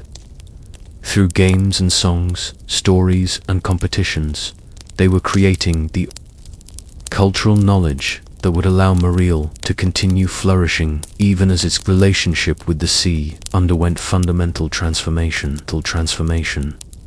In the workshops and studios where Mareal's artisans practiced their crafts, creativity flowed like water, finding new channels. The city's artists, those shapers of beauty and makers of functional elegance, discovered that changing circumstances demanded fresh approaches to their ancient arts. Master potter Isadora Claiborne found herself developing new glazes that could withstand regular exposure to seawater, while maintaining the beauty that had made Mareal ceramics treasured across the known world. The metalsmiths, whose forges had rung with hammer blows for centuries, experimented with alloys that could resist the corrosive effects of salt air and spray. Bronze work, long prized for its durability and beauty, required new techniques as the metal faced more aggressive environmental challenges. The sound of metal on metal took on new rhythms as craftsmen developed methods for creating pieces that would endure in their cities' increasingly marine environment. Textile workers discovered opportunities for innovation in the fibers and dyes they had worked with for generations. Fabrics needed to dry quickly after exposure to spray and mist, while maintaining their strength and beauty. The weavers developed new patterns that incorporated water-resistant threads, creating garments that were both practical and elegant. The Guild of Dyers experimented with pigments that would not fade when exposed to salt water, drawing inspiration from sea creatures whose brilliant colors remained vibrant in marine environments. Master jeweler Lysander Gemcutter found his skills in unprecedented demand as precious stones required new settings that could withstand moisture and salt. The traditional techniques for mounting gems needed modification to ensure that treasured family heirlooms would survive in their changing environment. His workshop became a laboratory for developing new approaches to metalwork that combined durability with the delicate precision that made Mareal jewelry renowned throughout the maritime world. The woodworkers faced perhaps the greatest challenges, as their medium required careful selection and treatment to resist the effects of increased humidity and occasional flooding. Master carpenter Aldwin Oakenhart studied the properties of different woods, learning to identify species that naturally resisted water damage while maintaining the workability that allowed for intricate carving and joinery. His workshop produced furniture that could withstand temporary flooding while maintaining the elegance expected in Mareal's finest homes. Glassblowers, those artists who shaped light itself into forms of beauty, discovered that their transparent creations could serve new functions in addition to traditional decorative roles. Windows required different properties when they might face regular washing by seawater, while maintaining the clarity that brought light into homes and workshops. The furnaces burned day and night as artisans experimented with compositions that balanced strength, beauty, and practicality. The leather workers, whose products protected against weather and provided comfort in daily life, developed new tanning methods that incorporated oils and treatments derived from marine sources. Boots and clothing needed to maintain their protective qualities even when regularly exposed to salt water, while remaining comfortable for extended wear. The workshops filled with the pungent aromas of new tanning compounds as craftsmen explored techniques borrowed from coastal peoples in distant lands. Musicians and instrument makers faced their own unique challenges as wooden instruments required protection from humidity while maintaining their acoustic properties. Master luthier Cordelia Nevedan developed new varnishes and construction techniques that preserved the tonal qualities of her instruments while protecting them from their increasingly moist environment. The sound of music continued to fill Mareal's streets, but it carried new harmonies developed by musicians learning to play instruments adapted for their changing world. Among all the craftsmen adapting to Mareal's transformation, none faced challenges as fundamental as the architects and builders who shaped the city's very bones. Master architect Dorian Stonewright stood atop the highest tower in the city, his trained eye surveying structures that had seemed permanent as mountains, but now required reassessment in light of new realities. Buildings that had weathered storms for centuries now faced the daily stress of foundations, softened by seeping water and walls exposed to salt spray with unprecedented frequency. The Architectural Guild convened an emergency session. Their deliberations focused on problems their predecessors had never imagined. Traditional building techniques, perfected over generations of construction in Mareal's stable environment, required modification or replacement as the city's relationship with water underwent fundamental change. Foundation design, in particular, demanded complete reconceptualization as the water table rose and the distinction between land and sea became increasingly fluid. Young architect Selena, bridge builder, proposed revolutionary construction techniques, inspired by observation of structures that had successfully coexisted with water for centuries. She studied the ancient bridge foundations that had channeled tidal flows for generations, analyzing how their builders had created structures that guided rather than resisted water's movement. Her designs incorporated channels and spaces that would allow flooding without structural damage, transforming temporary inundation from disaster to manageable inconvenience. The master masons, whose skills in stone cutting and placement formed the foundation of all construction, developed new mortar that could set properly even in the presence of moisture. Their workshops became laboratories for testing different combinations of lime, sand, and additives that would create bonds as strong as traditional mortar while resisting the dissolving effects of salt water. The sound of chisels on stone took on new purpose as craftsmen shaped blocks for structures designed to embrace rather than exclude the sea. Construction projects throughout the city reflected this new philosophy of building with water rather than against it. New homes featured elevated foundations that allowed floodwater to flow beneath living spaces without causing damage. Public buildings incorporated drainage systems that could handle volumes of water previously considered catastrophic. The city's appearance began to change subtly as buildings grew taller and more slender, reaching toward the sky as their foundations made accommodation with the rising sea. The ancient art of hydraulic engineering, which had managed Mareal's water systems for centuries, experienced a renaissance as engineers worked to expand their capabilities.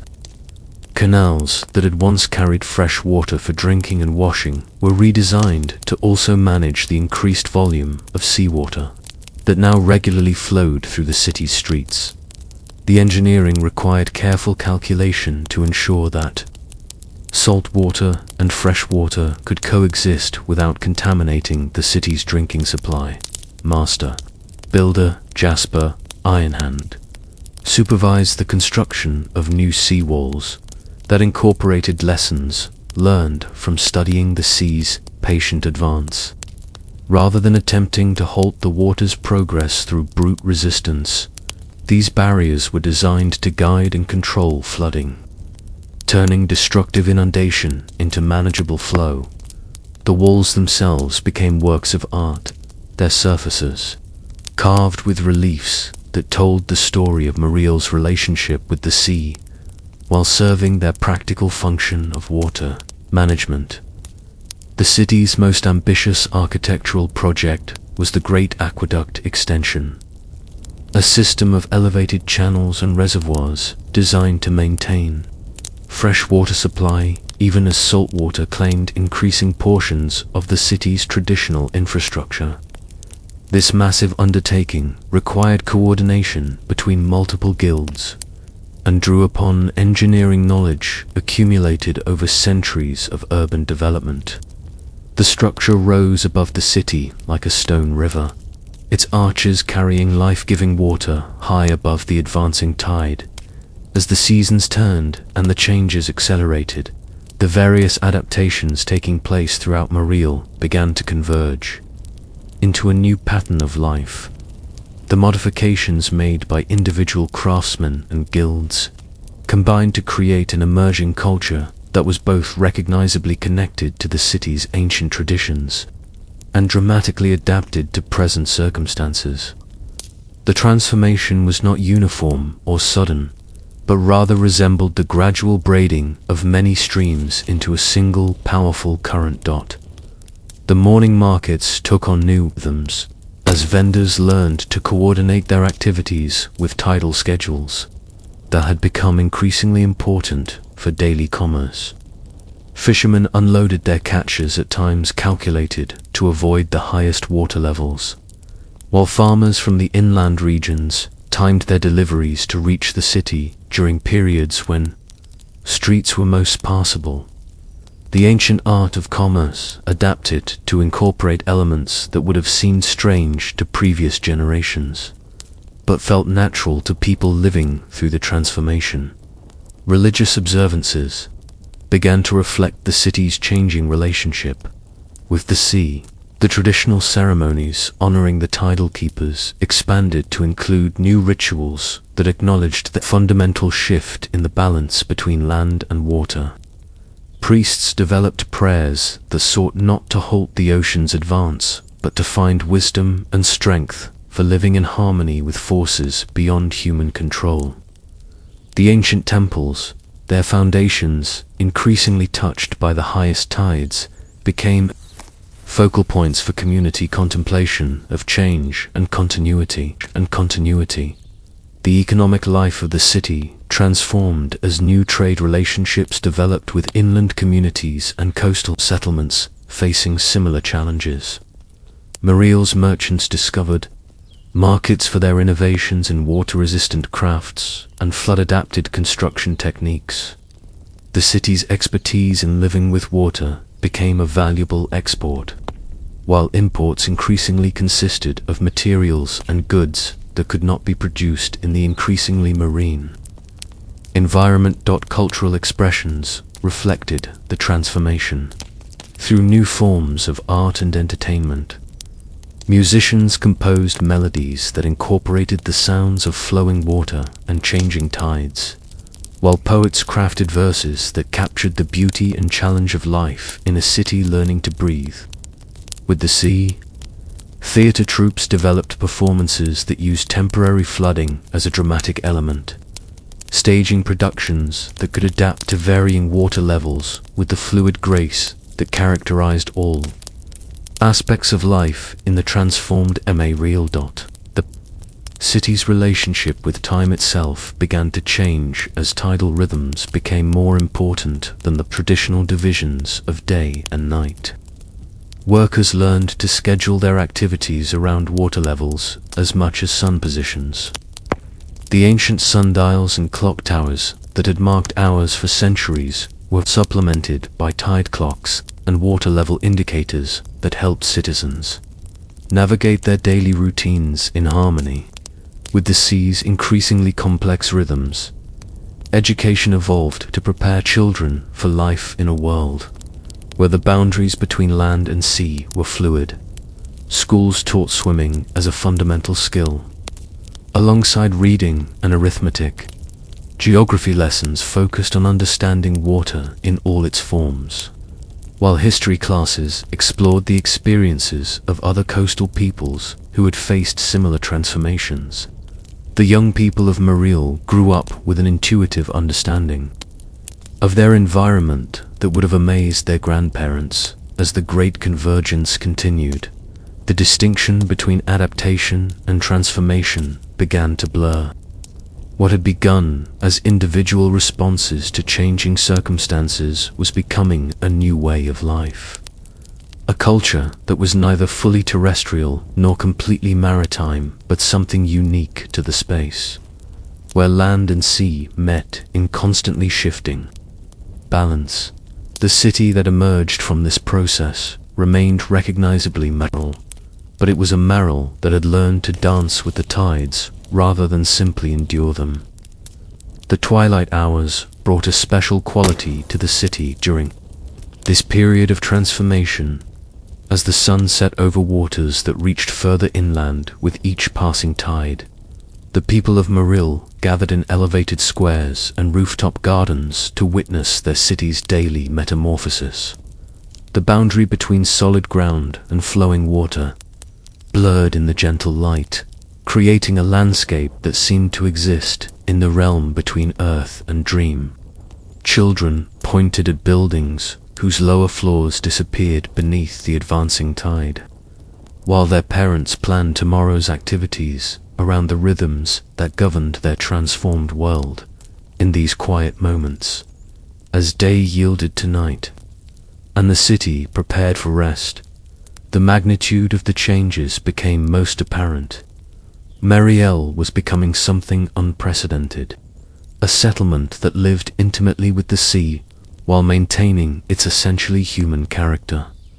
The lights that reflected in the still water spoke of a community that had chosen adaptation over abandonment, transformation over surrender. The convergence was not complete, but its direction was clear, flowing like an inevitable tide toward a future where the boundaries between city and sea would be drawn not by stone and mortar, but by the deeper currents of human will and natural forced up. The morning brought no comfort to those who watched the horizon. Where once the sea had kissed the shore with gentle reverence, now it pressed forward with persistent hunger, claiming another handspan of beach with each tide. The council of tidal keepers gathered in their circular chamber, their faces drawn with the weight of knowledge that had passed from teacher to student for generations. Beyond memory, Elder Mariana stood at the great window that faced the restless waters, her weathered hands tracing the ancient symbols carved into the stone sill. These marks, older than the city itself, had been left by the first settlers who understood the ocean's moods as intimately as lovers understand each other's sighs. Now, as she pressed her palm against the cold stone, she felt the vibrations of something vast and inexorable stirring in the depths. The old songs speak of times like these, she said, her voice carrying the weight of accumulated years. When the waters grow restless and the tides forget their ancient rhythms, our ancestors knew that the ocean remembers everything, every storm that has passed, every drop of rain that has fallen, every breath of wind that has ever stirred its surface.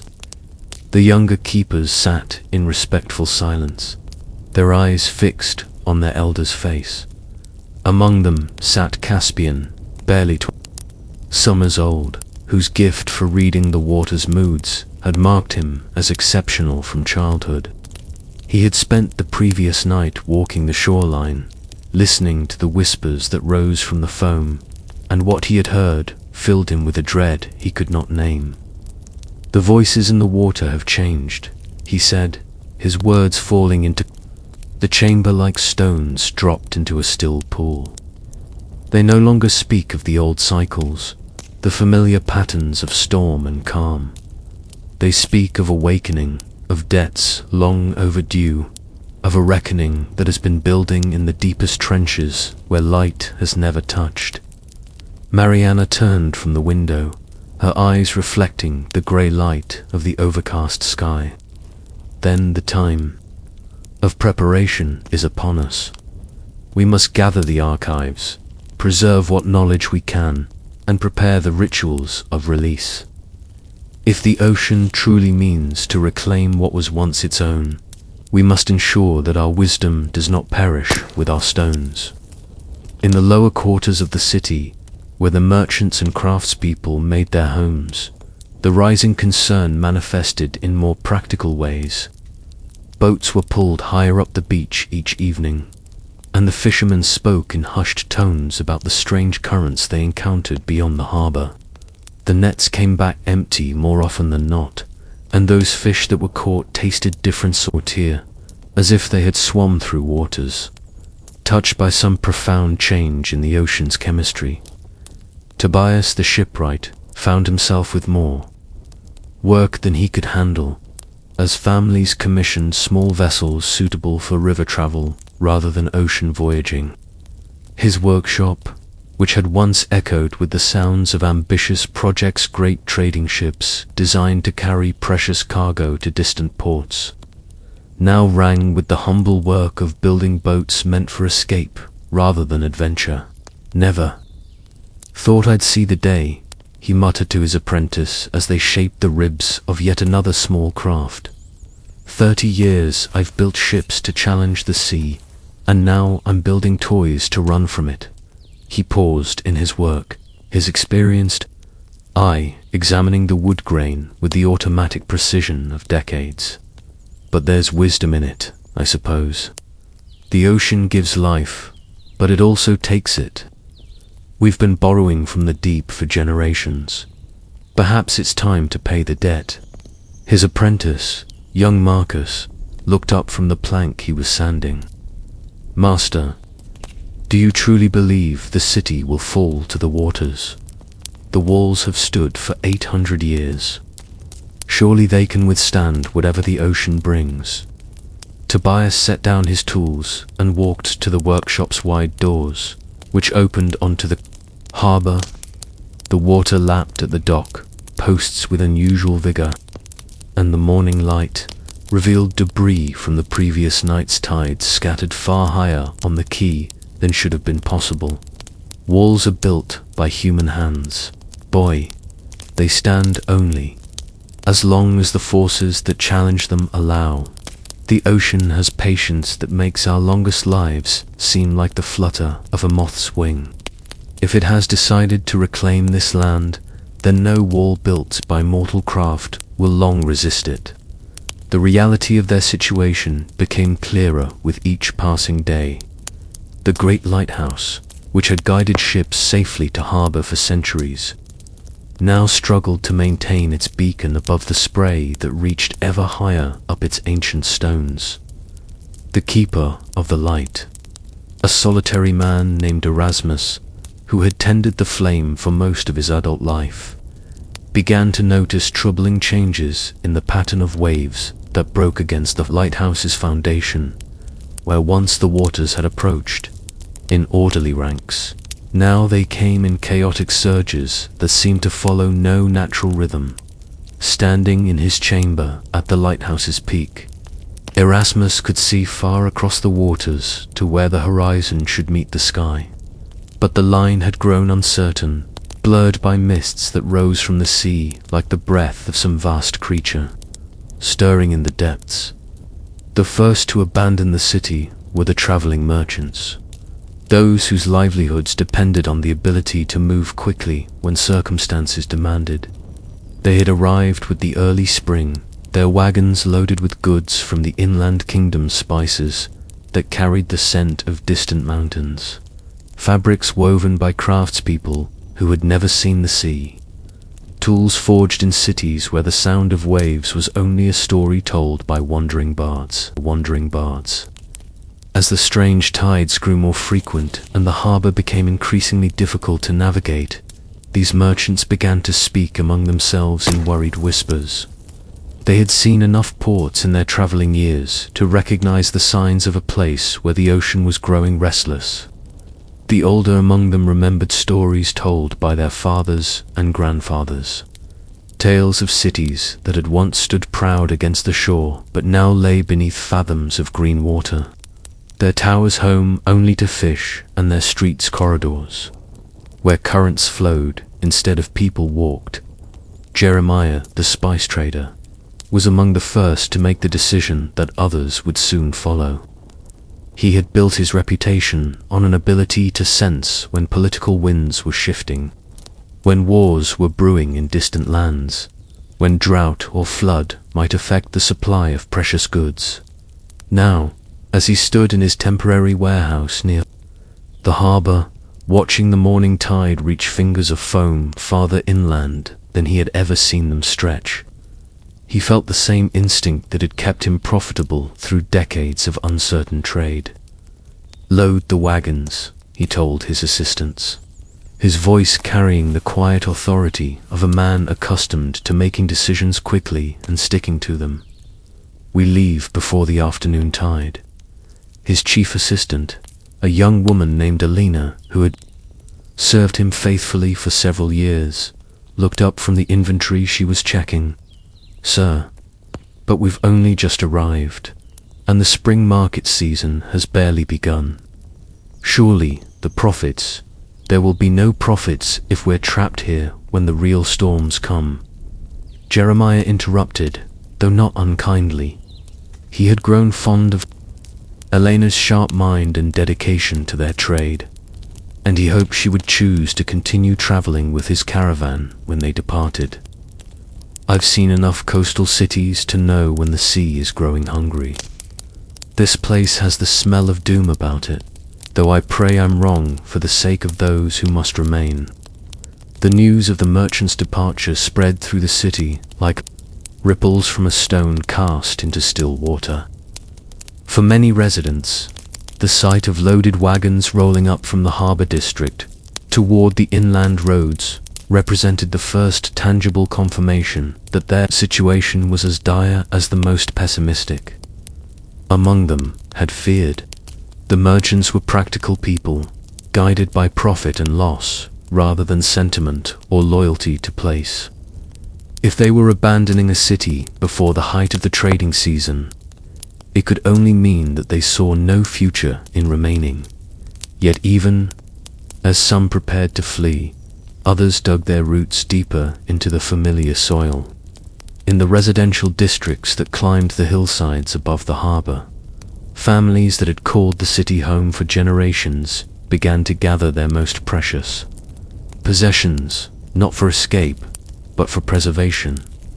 Ancient books were wrapped in oiled cloth and stored in the highest rooms of the tallest houses. Family heirlooms were carefully packed in sealed containers and hidden in places where they might survive even if the buildings around them did not. Maria Santos, whose family had operated a bakery near the central market for 4 generations, spent her evenings copying recipes onto sheets of parchment that she sealed with wax and distributed to relatives in the inland villages. Even if the ovens are silenced, she told her daughter, the knowledge of our bread must survive. Someone, somewhere, must remember how to make the honey cakes that your great-grandmother brought from the old country, and the festival bread that feeds the soul as much as the body. Her daughter, Isabella, helped with the careful work of preservation, but her heart was heavy with questions she dared not voice. How could recipes matter when the sea might soon swallow the wheat fields that grew the grain? How could traditions survive when the people who carried them might be scattered to the winds or claimed by the waves? Yet she continued the work because it was what her mother needed, and because there was comfort in the familiar motions of their craft, even as uncertainty gathered around them like storm clouds on the horizon. The city's artists faced their own unique form of desperation. The great murals that decorated the public buildings, the sculptures that graced the fountains and gardens, the intricate mosaics that told the story of their civilization in fragments of colored stone, all of these were too large, too integral to the architecture itself, to be saved if the worst came to pass. Yet the artists worked with renewed fervor, as if by pouring their souls into their creations they could somehow anchor the city more firmly to the earth. Alejandro, the painter, climbed scaffolding each morning to continue work on his masterpiece, a vast depiction of the city's founding that covered the entire west wall of the council hall. The painting showed the first settlers arriving by ship, their faces filled with hope as they gazed upon the sheltered bay that would become their home. Now, as Alejandro worked on the final details of the scene, he found himself painting with an intensity born of desperation, knowing that each brushstroke might be among the last applied to the work that had consumed 5 years of his life. "Will anyone remember us?" he asked the empty hall, his voice echoing among the painted figures who seemed to watch him work.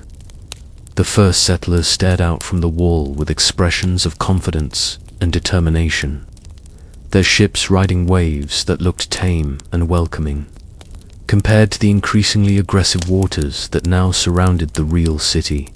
Will they know that we loved this place enough to die for it, if dying is what's required?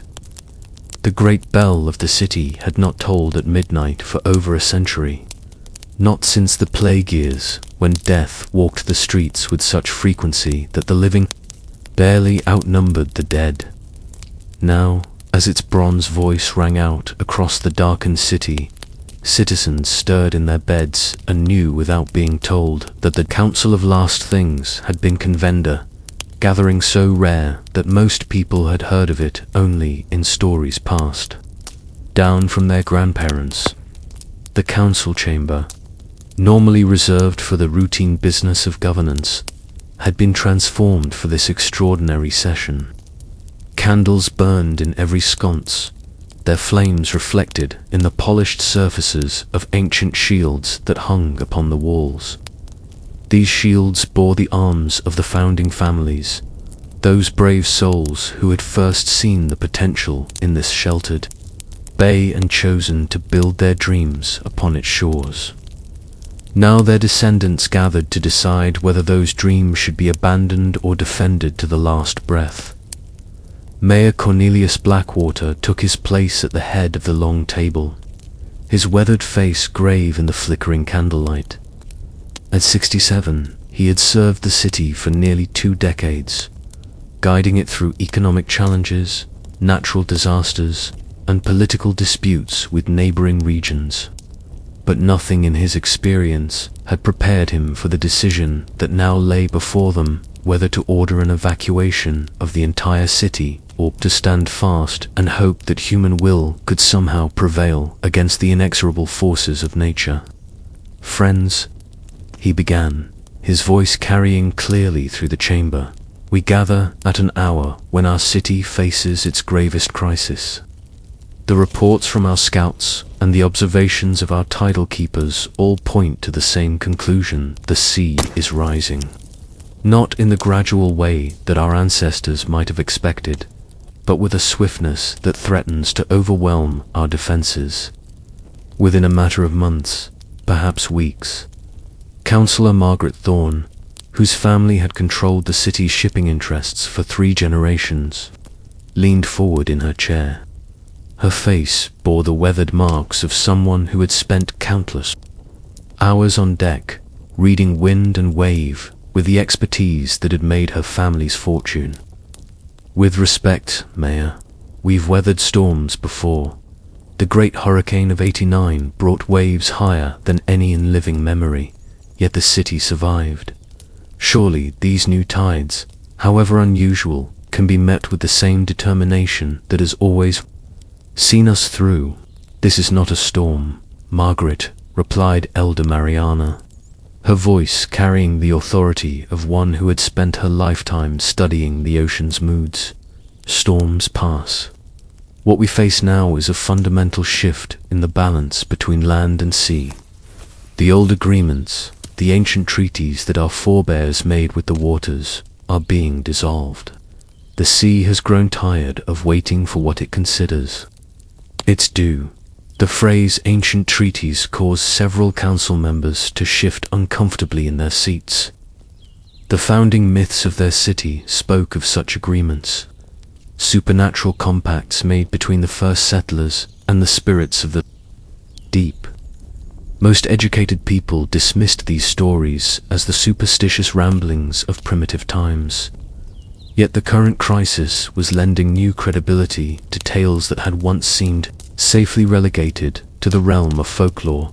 Councillor Thomas Ashford, a practical man whose concerns typically revolved around tax collection and road maintenance, cleared his throat nervously. "If we're to speak of old agreements, perhaps we should consider what might be required to renew them. Surely whatever our ancestors promised could be promised again, if it meant preserving the city." The chamber fell silent at this suggestion. The old stories were vague about the nature of the original compact, but they hinted at sacrifices that modern sensibilities found troubling. To seriously consider reviving such practices would mean acknowledging that their rational, enlightened civilization was as helpless before the fundamental forces of existence as any collection of Bronze Age. Fishermen.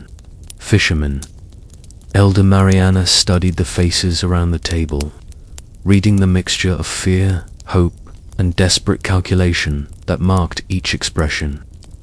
The old ways require prices that we may no longer be willing to pay, she said carefully. Our ancestors lived closer to the edge of survival.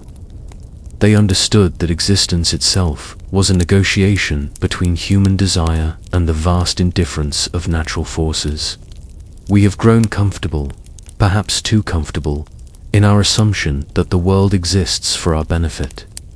Young Counselor David Chen, newly elected and representing the city's growing population of artisans and small merchants, spoke with the passion of someone still optimistic about human ingenuity. Surely we're not helpless before nature. Our engineers have built seawalls before. Our architects understand how to construct buildings that can withstand flooding. If we mobilize every resource, organize every citizen, we might yet find ways to adapt rather than abandon everything our families have built. The city's chief engineer, Elena Buscus, had been silent through most of the discussion. Her attention focused on the charts and calculations spread before her on the table. Now she looked up, her expression mixing professional competence with honest concern. I've run the numbers, Councillor Chen. The rate of rise we're observing would require seawalls higher than our tallest buildings, constructed of materials we don't possess, using techniques that exist only in theoretical discussions among academics. Even if we had unlimited resources and unlimited time, the physics alone present challenges that I'm not certain human engineering can solve. Mayor Blackwater absorbed this assessment with the stoic demeanor that had served him well through years of difficult decisions. Then we must face the possibility that evacuation is our only realistic option. The question becomes not whether to leave, but how to leave with dignity, preserving what we can of our culture and our community for whatever future awaits us in new homes. The word evacuation hung in the air like smoke from a funeral pyre. For 8 centuries, their city had been a constant presence on this stretch of coast, its towers and walls as permanent a feature of the landscape as the cliffs and headlands that surrounded the bay. To imagine it empty, abandoned to the advancing waters, required a fundamental reimagining of their identity as a people. Councillor Thorne spoke again. Her voice tight with emotion, she struggled to control. My great-grandfather built the first warehouse on the harbour front. My grandfather expanded it into the complex that now employs half the workers in the lower city. My father weathered the economic collapse of '54 by mortgaging everything to keep the businesses running and the workers fed. Am I to be the one who walks away from all of that? Am I to tell my children that generations of sacrifice and struggle meant nothing because we lacked the courage to fight for what is ours? The pain in her voice resonated through the chamber, touching the same deep attachments that bound each council member to the place they had been chosen to govern. These were not abstract political considerations, but intensely personal decisions about identity, legacy, and the meaning of home itself. Elder Mariana reached across the table and placed her weathered hand over Margaret's clenched fist. Courage is not always about fighting, child. Sometimes the greatest courage lies in knowing when to let go, when to trust that what matters most will survive even if the familiar forms must change. Our people will endure. Our traditions will continue. the stories we tell, and the wisdom we've gathered will find new homes in whatever places welcome us. The discussion continued through the long hours before dawn, voices rising and falling like the tides that even now pressed closer to the city's foundations.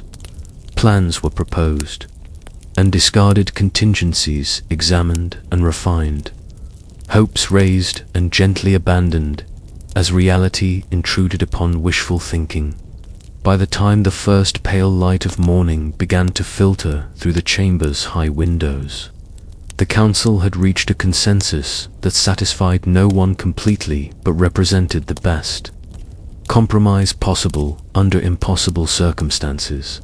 They would prepare for evacuation while simultaneously organizing one final effort to strengthen the city's defenses. If the engineering solutions failed, if the rising waters could not be held back by human effort, then at least they would have maintained their preparations for an orderly departure. The decision satisfied neither those who wanted to fight to the end nor those who advocated immediate flight, but it offered a path forward that preserved both dignity and options for as long as possible. In the days following the Council of Last Things, the city took on the atmosphere of a place holding its breath. Citizens went about their daily routines with the mechanical precision of people performing familiar tasks while their minds remained focused elsewhere, always listening for sounds from the harbor, always watching the horizon for signs of change. The morning market still opened, but conversations were muted, and merchants found themselves unable to concentrate on the normal rhythms of commerce when each tide brought new uncertainty. The ancient seawall, which had protected the harbor for generations, became the focus of intense scrutiny and feverish activity. Master stonemason Jacob Eriksson, whose family had maintained the wall for 4 generations, found himself elevated to a position of importance he had never sought. His intimate knowledge of every stone, every joint, every weakness in the structure made him invaluable to the engineers who now labored to reinforce defenses that had never been designed to face such challenges. "She's a good wall," Jacob told the work crews as they assembled each morning in the grey light before dawn. Built by craftsmen who understood their trade and took pride in their work. But she was made to turn aside the occasional storm surge, not to hold back the sea itself if it truly means to reclaim the land. He ran his weathered hands over stones that had been cut and fitted by his great-grandfather, feeling for the subtle signs of stress that might indicate where the structure was most vulnerable to failure. The reinforcement work proceeded with desperate efficiency. New stones, quarried from the inland hills and transported to the coast by every available wagon, were fitted into place with mortar mixed according to ancient recipes that promised greater durability than modern techniques could provide. Iron bands, forged in the city's workshops and heated red-hot before installation, were wrapped around the wall's most critical joints to provide additional strength against the lateral pressure of moving water. Yet even as the physical work continued, those involved in the effort could not escape the feeling that they were engaged in an elaborate ritual rather than a practical solution. The forces they sought to contain were simply too vast, too implacable, to be deflected by human engineering alone. The wall might buy them time, might allow for a more orderly evacuation when the final crisis came, but it could not ultimately prevent the transformation that seemed to be overtaking their world. Captain Sarah Blackwood, commander of the city guard, organized regular patrols along the full length of the seawall and the coastal fortifications that had once been designed to repel human enemies, rather than natural disasters. Her guards, men and women who had signed up to maintain order and protect citizens from crime and civil unrest, now found themselves serving as early warning scouts for an enemy that could not be arrested, negotiated with, or intimidated into retreat. Keep your eyes on the water, she instructed the patrol leaders during their evening briefings. Note any changes in color, any unusual currents, any debris that might indicate disturbances far from shore. The tidal keepers have given us signs. To watch for foam that glows in the dark, water that moves against the wind, sounds from beneath the surface that don't match any natural explanation. If you see anything that doesn't feel right, anything that makes your instincts tell you to step back from the water's edge, trust that feeling and report it immediately. The guards took their new responsibilities seriously, but the assignment tested their training and their nerves in ways that conventional security work had never demanded. Private Marcus Reed, a young man who had joined the guard only 2 years earlier with dreams of adventure and steady employment, found himself assigned to the midnight watch on the eastern section of the wall. His beat took him along a stretch of coast where the water ran deepest, close to shore, where fishing boats had once launched to reach the good waters, without having to navigate the shallows that plagued other parts of the harbor. Now, as Marcus walked his solitary patrol in the hours after midnight, he could hear sounds from the water that seemed to come from far beneath the surface, deep groaning noises like the settling of ancient wood, rhythmic thuds that might have been machinery but came from directions where no machinery should exist. On clear nights, when the moon cast enough light to illuminate the water's surface, he sometimes saw movements that didn't match the normal patterns of waves and current swells, and eddies that seemed to pulse with their own internal rhythm, spreading outward from points too deep to see. The psychological toll of such duty began to show in the guards' faces and behavior. Men and women who had once been known for their steady nerves and reliable judgment became jumpy, quick to report phenomena that might have been perfectly natural, but felt threatening in the current atmosphere of uncertainty. Captain Blackwood found herself walking a difficult line between maintaining necessary vigilance and preventing her force from succumbing to collective paranoia. The water is not our enemy, she reminded them during roll call one morning, though her own voice carried less conviction than she would have liked. It's a natural force, following natural laws that we don't fully understand. Our job is to observe and report, not to let our imaginations create threats that don't exist. But neither should we dismiss genuine signs of danger simply because they don't fit our expectations of how the world should behave.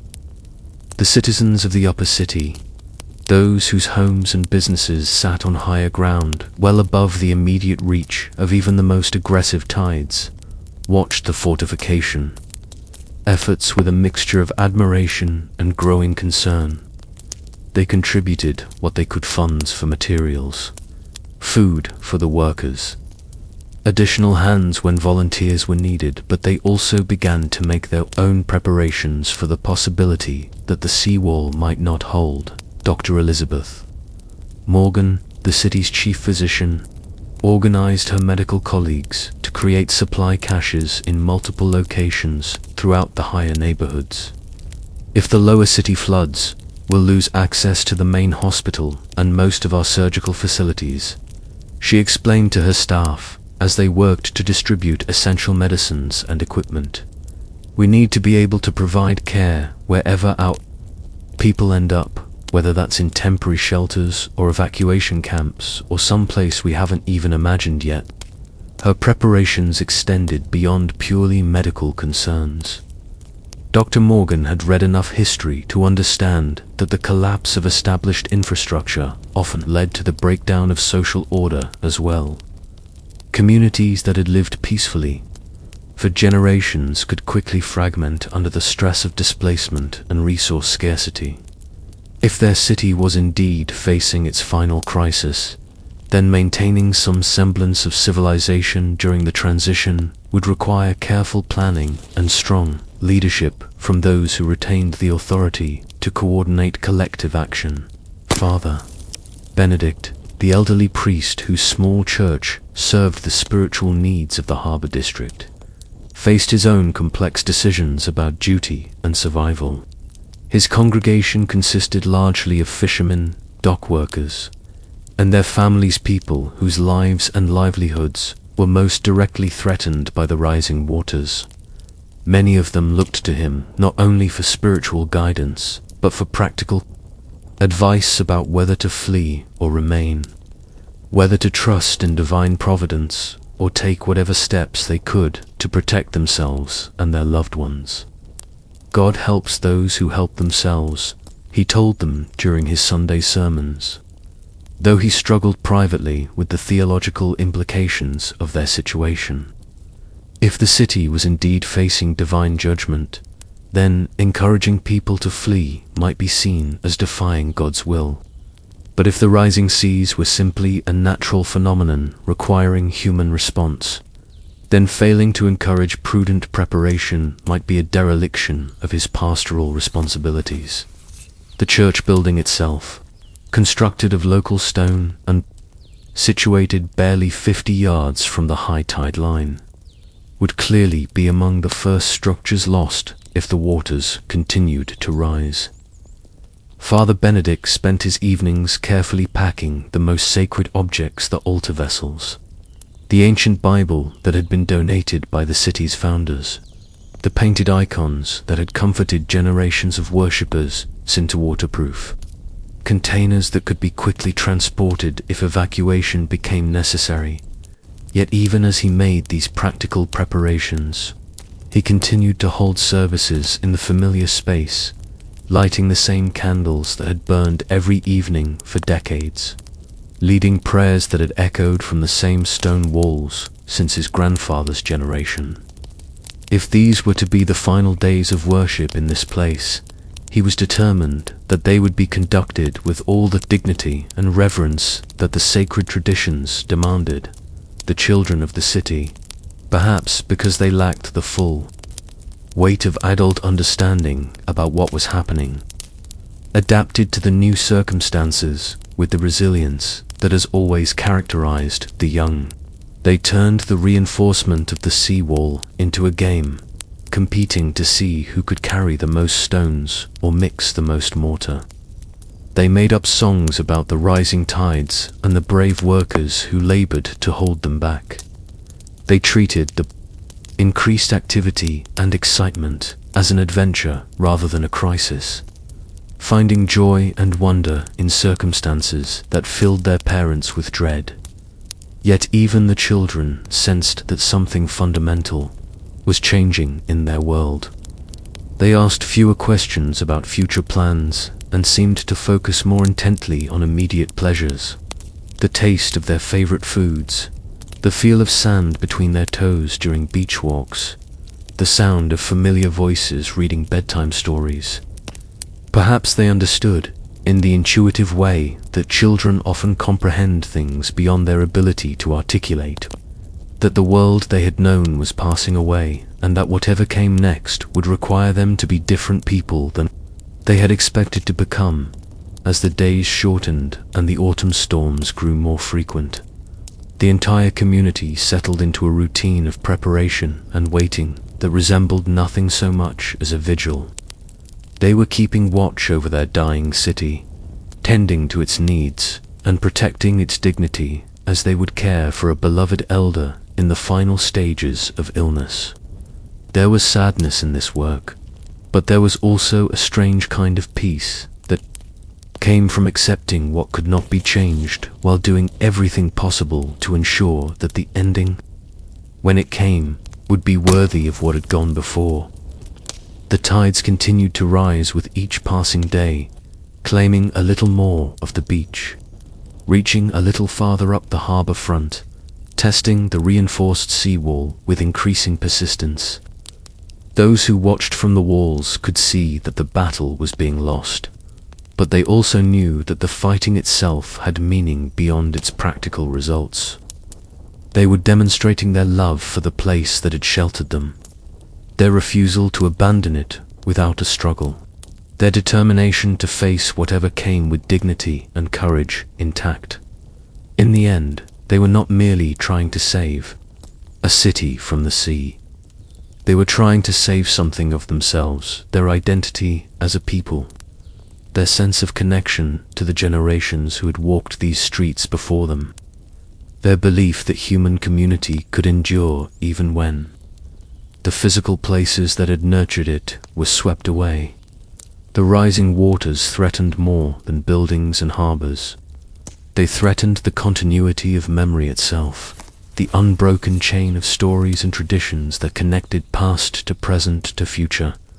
Yet even as they struggled against the advancing tides, the watchers on the wall began to understand that some things could not be drowned.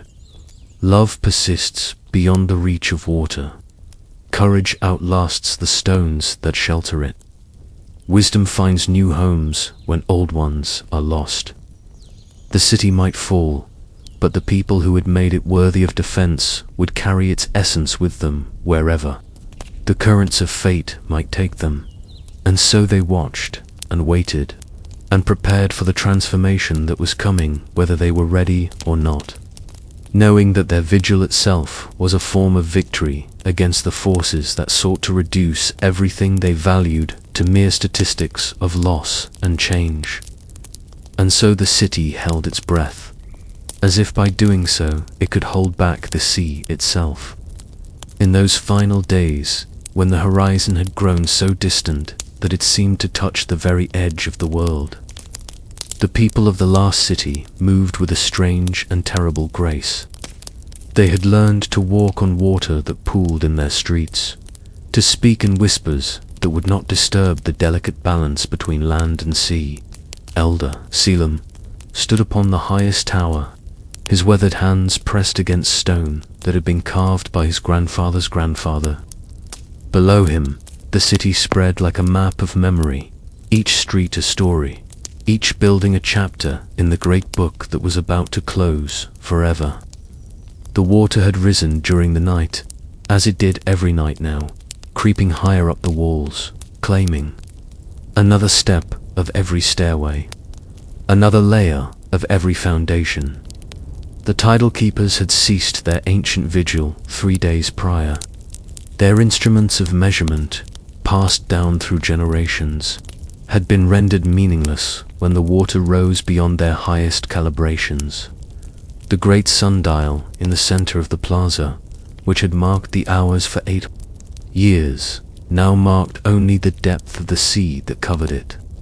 Time itself seemed to be drowning alongside everything else. In the merchant's quarter, Thalia wrapped her most precious goods in oiled cloth, though she knew no oil could keep out the kind of water that was coming. Her shop, which had sold silks from distant lands and spices that carried the scent of mountains, now served as a gathering place for those who could not bear to be alone in their final hours. They spoke in hushed tones of other places they had heard of, inland cities where the ground was high and dry, where children could play without fear of the tide. But even as they spoke of escape, their words carried the weight of impossibility. The roads that led away from the coast had been claimed by the rising waters weeks ago. The ships that might have carried them to safety lay at the bottom of harbors that no longer existed. They had become an island, and then less than an island, a handful of buildings reaching toward a sky that seemed to grow more distant with each passing day. The archives had been moved to the highest floors of the tallest buildings, but even there the scholars knew their work was temporary. Ancient texts that had survived wars and plagues would not survive the patient, inexorable advance of the sea. Young Lysander, the keeper of chronicles, spent his hours not in preservation but in remembrance, reading aloud the stories of his people to anyone who would listen. ensuring that at least someone would carry these tales in their heart. When the written words were gone, the children of the city had adapted with the strange resilience of youth. They played games that involved swimming through windows, diving down to retrieve toys from drowned rooms, holding their breath to see who could stay underwater longest. Their laughter echoed strangely in the flooded streets, a sound both heartbreaking and beautiful, like music from a world that still believed in tomorrow in the temple. The priests had declared that the sea was not their enemy but their final teacher. They spoke of ancient prophecies that had foretold this time, when the earth and water would remember their original unity.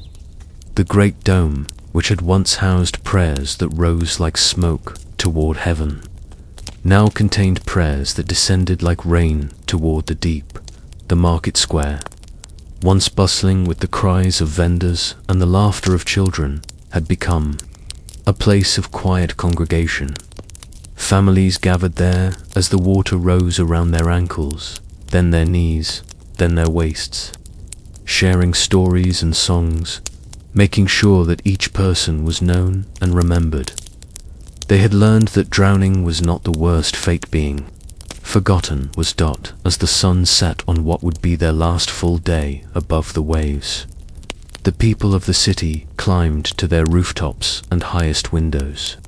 They lit fires that reflected on the water like fallen stars, creating a constellation that mirrored the one above. The city had become a bridge between heaven and sea, a place where the elements met in perfect, terrible harmony. Elder Selim felt the buildings sway beneath him, not from wind, but from the currents that now moved freely through the lower levels. The foundation stones, which had stood firm for centuries, were learning to dance with the sea. He thought of his ancestors, who had built this place, believing it would last forever, and he felt no anger at their miscalculation. They had built for the time they knew, just as he had lived for the time he had been given. The night brought dreams that floated on the rising water. Children dreamed of cities beneath the waves, where fish swam through gardens and coral grew.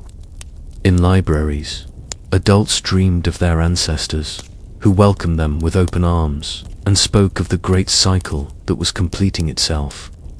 The elderly dreamed of their youth, when the sea had been a friend that brought gifts and stories from distant shores. When morning came, it came with the knowledge that this would be the last morning the city would see. The sun rose through water that reached the second stories of most buildings, casting ripples of light that danced across walls and ceilings like living murals. The city had become an aquarium of memory, beautiful and doomed and perfectly, heartbreakingly real. The final dawn broke not with the golden light of hope, but with the silver shimmer of acceptance. The sea had risen during the night with a patience that seemed almost gentle, as if it understood the magnitude of what it was about to accomplish. Elder Selim awakened to find water lapping at his windowsill, and he knew that the moment they had long anticipated had finally arrived. The city's remaining inhabitants gathered at their windows and doorways, not in panic, but in a strange kind of reverence. They had prepared for this day, not with escape plans, but with rituals of farewell. Mothers held their children close, whispering stories of brave swimmers who became dolphins, of lost sailors who became the voices in seashells. Fathers pointed toward the horizon, teaching their young ones to read the language of waves and currents. In the temple, the priests had opened all the doors and windows, allowing the sea to enter as a welcomed guest. The great bells, which had once called the faithful to prayer, now rang beneath the water, their bronze voices muffled but not silenced. The sound carried through the liquid air like a song from another world, beautiful and haunting and final. The market square had become a shallow lake, where the fountain at its center continued to flow. adding its small voice to the great conversation between fresh water and salt. Merchants who had once sold from stalls now floated their goods on makeshift rafts, trading not for coin but for stories, for songs, for promises to remember. Young Lysander had bound the most precious chronicles in waterproof cases, not because he believed they would survive, but because he wanted to give them the chance to become something new, perhaps messages that would reach distant shores, perhaps artifacts that future generations would find and wonder at. He cast them into the water like seeds, hoping they would grow into memory somewhere else. The Tidal keepers, their instruments long since useless, had become instead the keepers of final moments.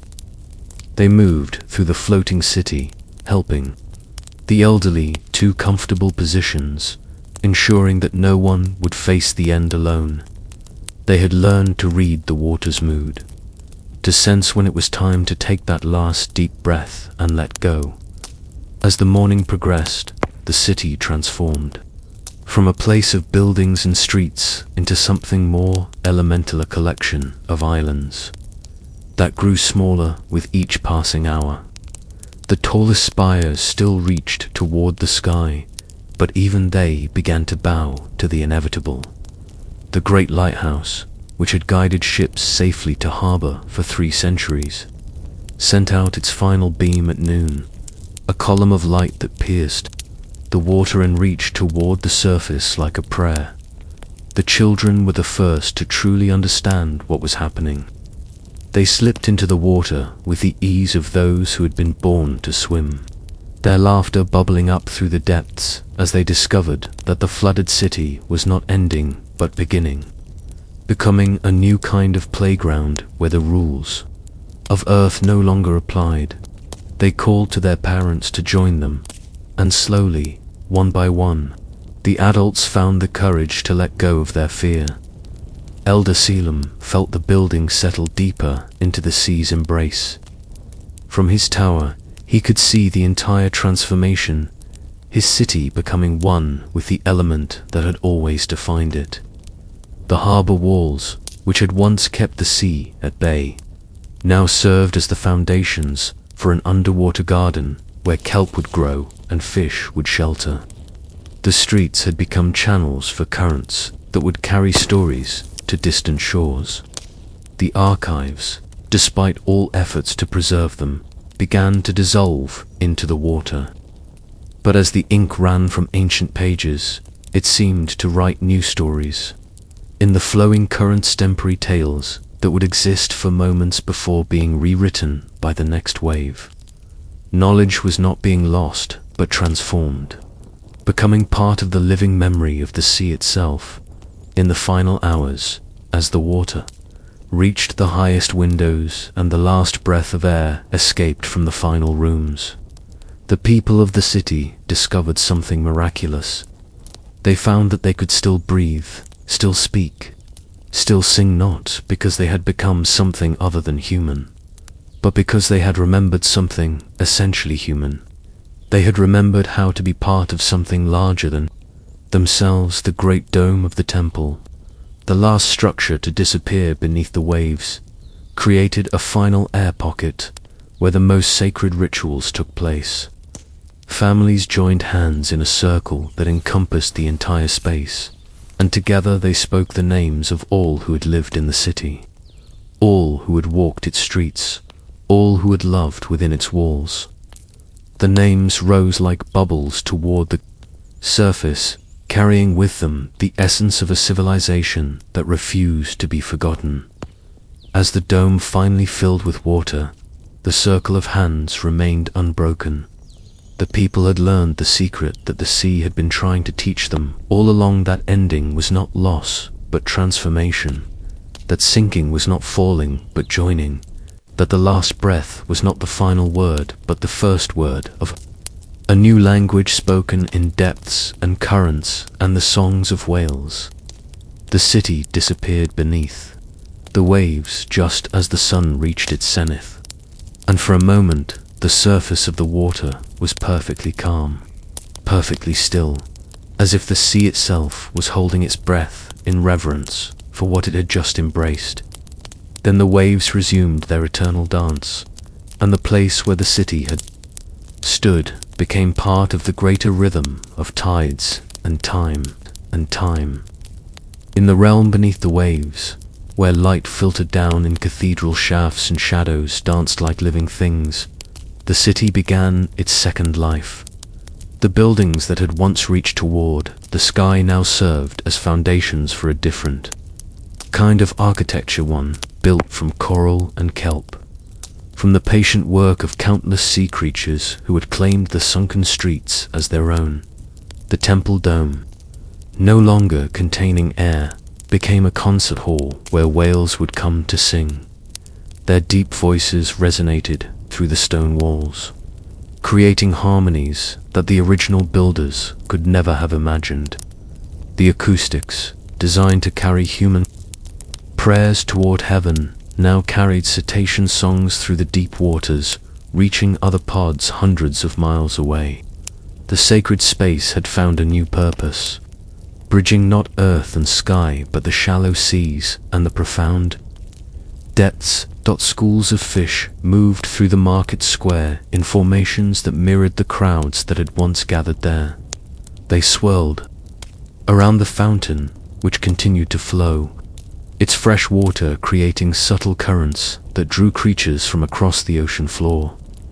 Merchant stalls had become coral gardens where anemones displayed their wares to passing crabs, and the ancient scales of trade had been replaced by the scales of fish that glittered like scattered coins in the archives. Where Lysander had once kept the chronicles of his people, a different kind of record was being written. The stone walls had become canvas for algae and barnacles, whose growth patterns told stories of tides and seasons, of migrations and storms. The spiral staircase that had once carried scholars to higher floors now guided curious dolphins to hidden chambers where bioluminescent plankton created libraries of living light. The lighthouse, its beam forever extinguished, had become a lighthouse of a different sort.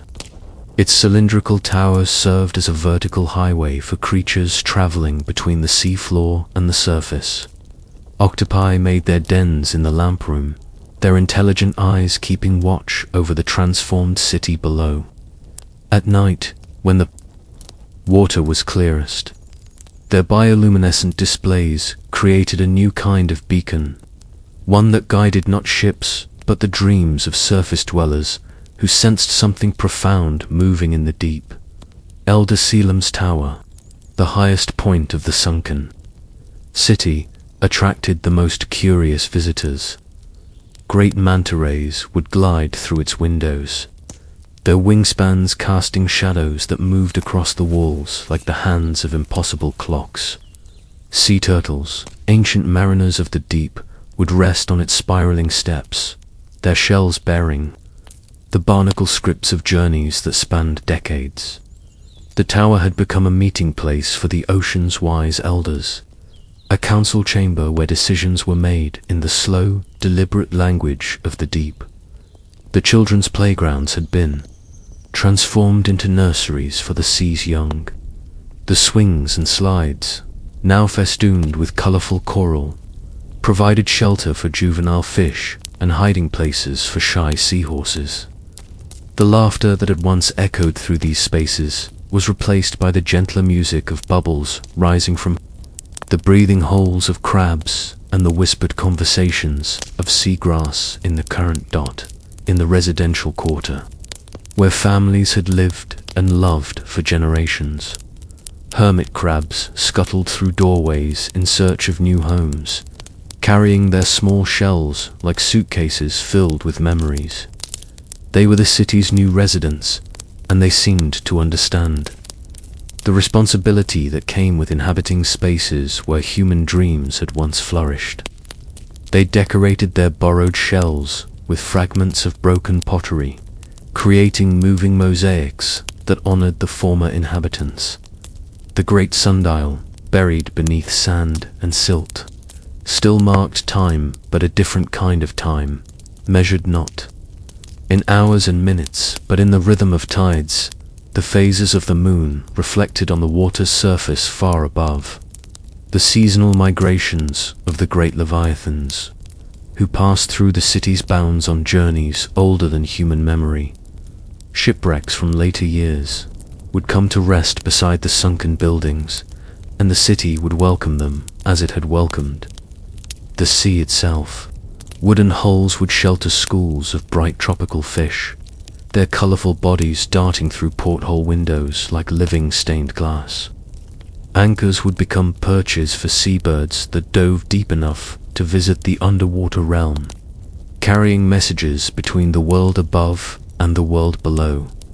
The streets, no longer walked by human feet, became highways for creatures that had never known the touch of dry land. Rays glided down the main boulevard with the grace of underwater angels, their flat bodies perfectly adapted to navigate the spaces between buildings. Sharks, the ocean's nomads, would cruise through the city as if remembering some ancient connection between predator and civilization, their presence both threatening and magnificent. Years passed, then decades, then centuries. The city settled deeper into the sea floor, its foundations merging with the bedrock of the ocean itself.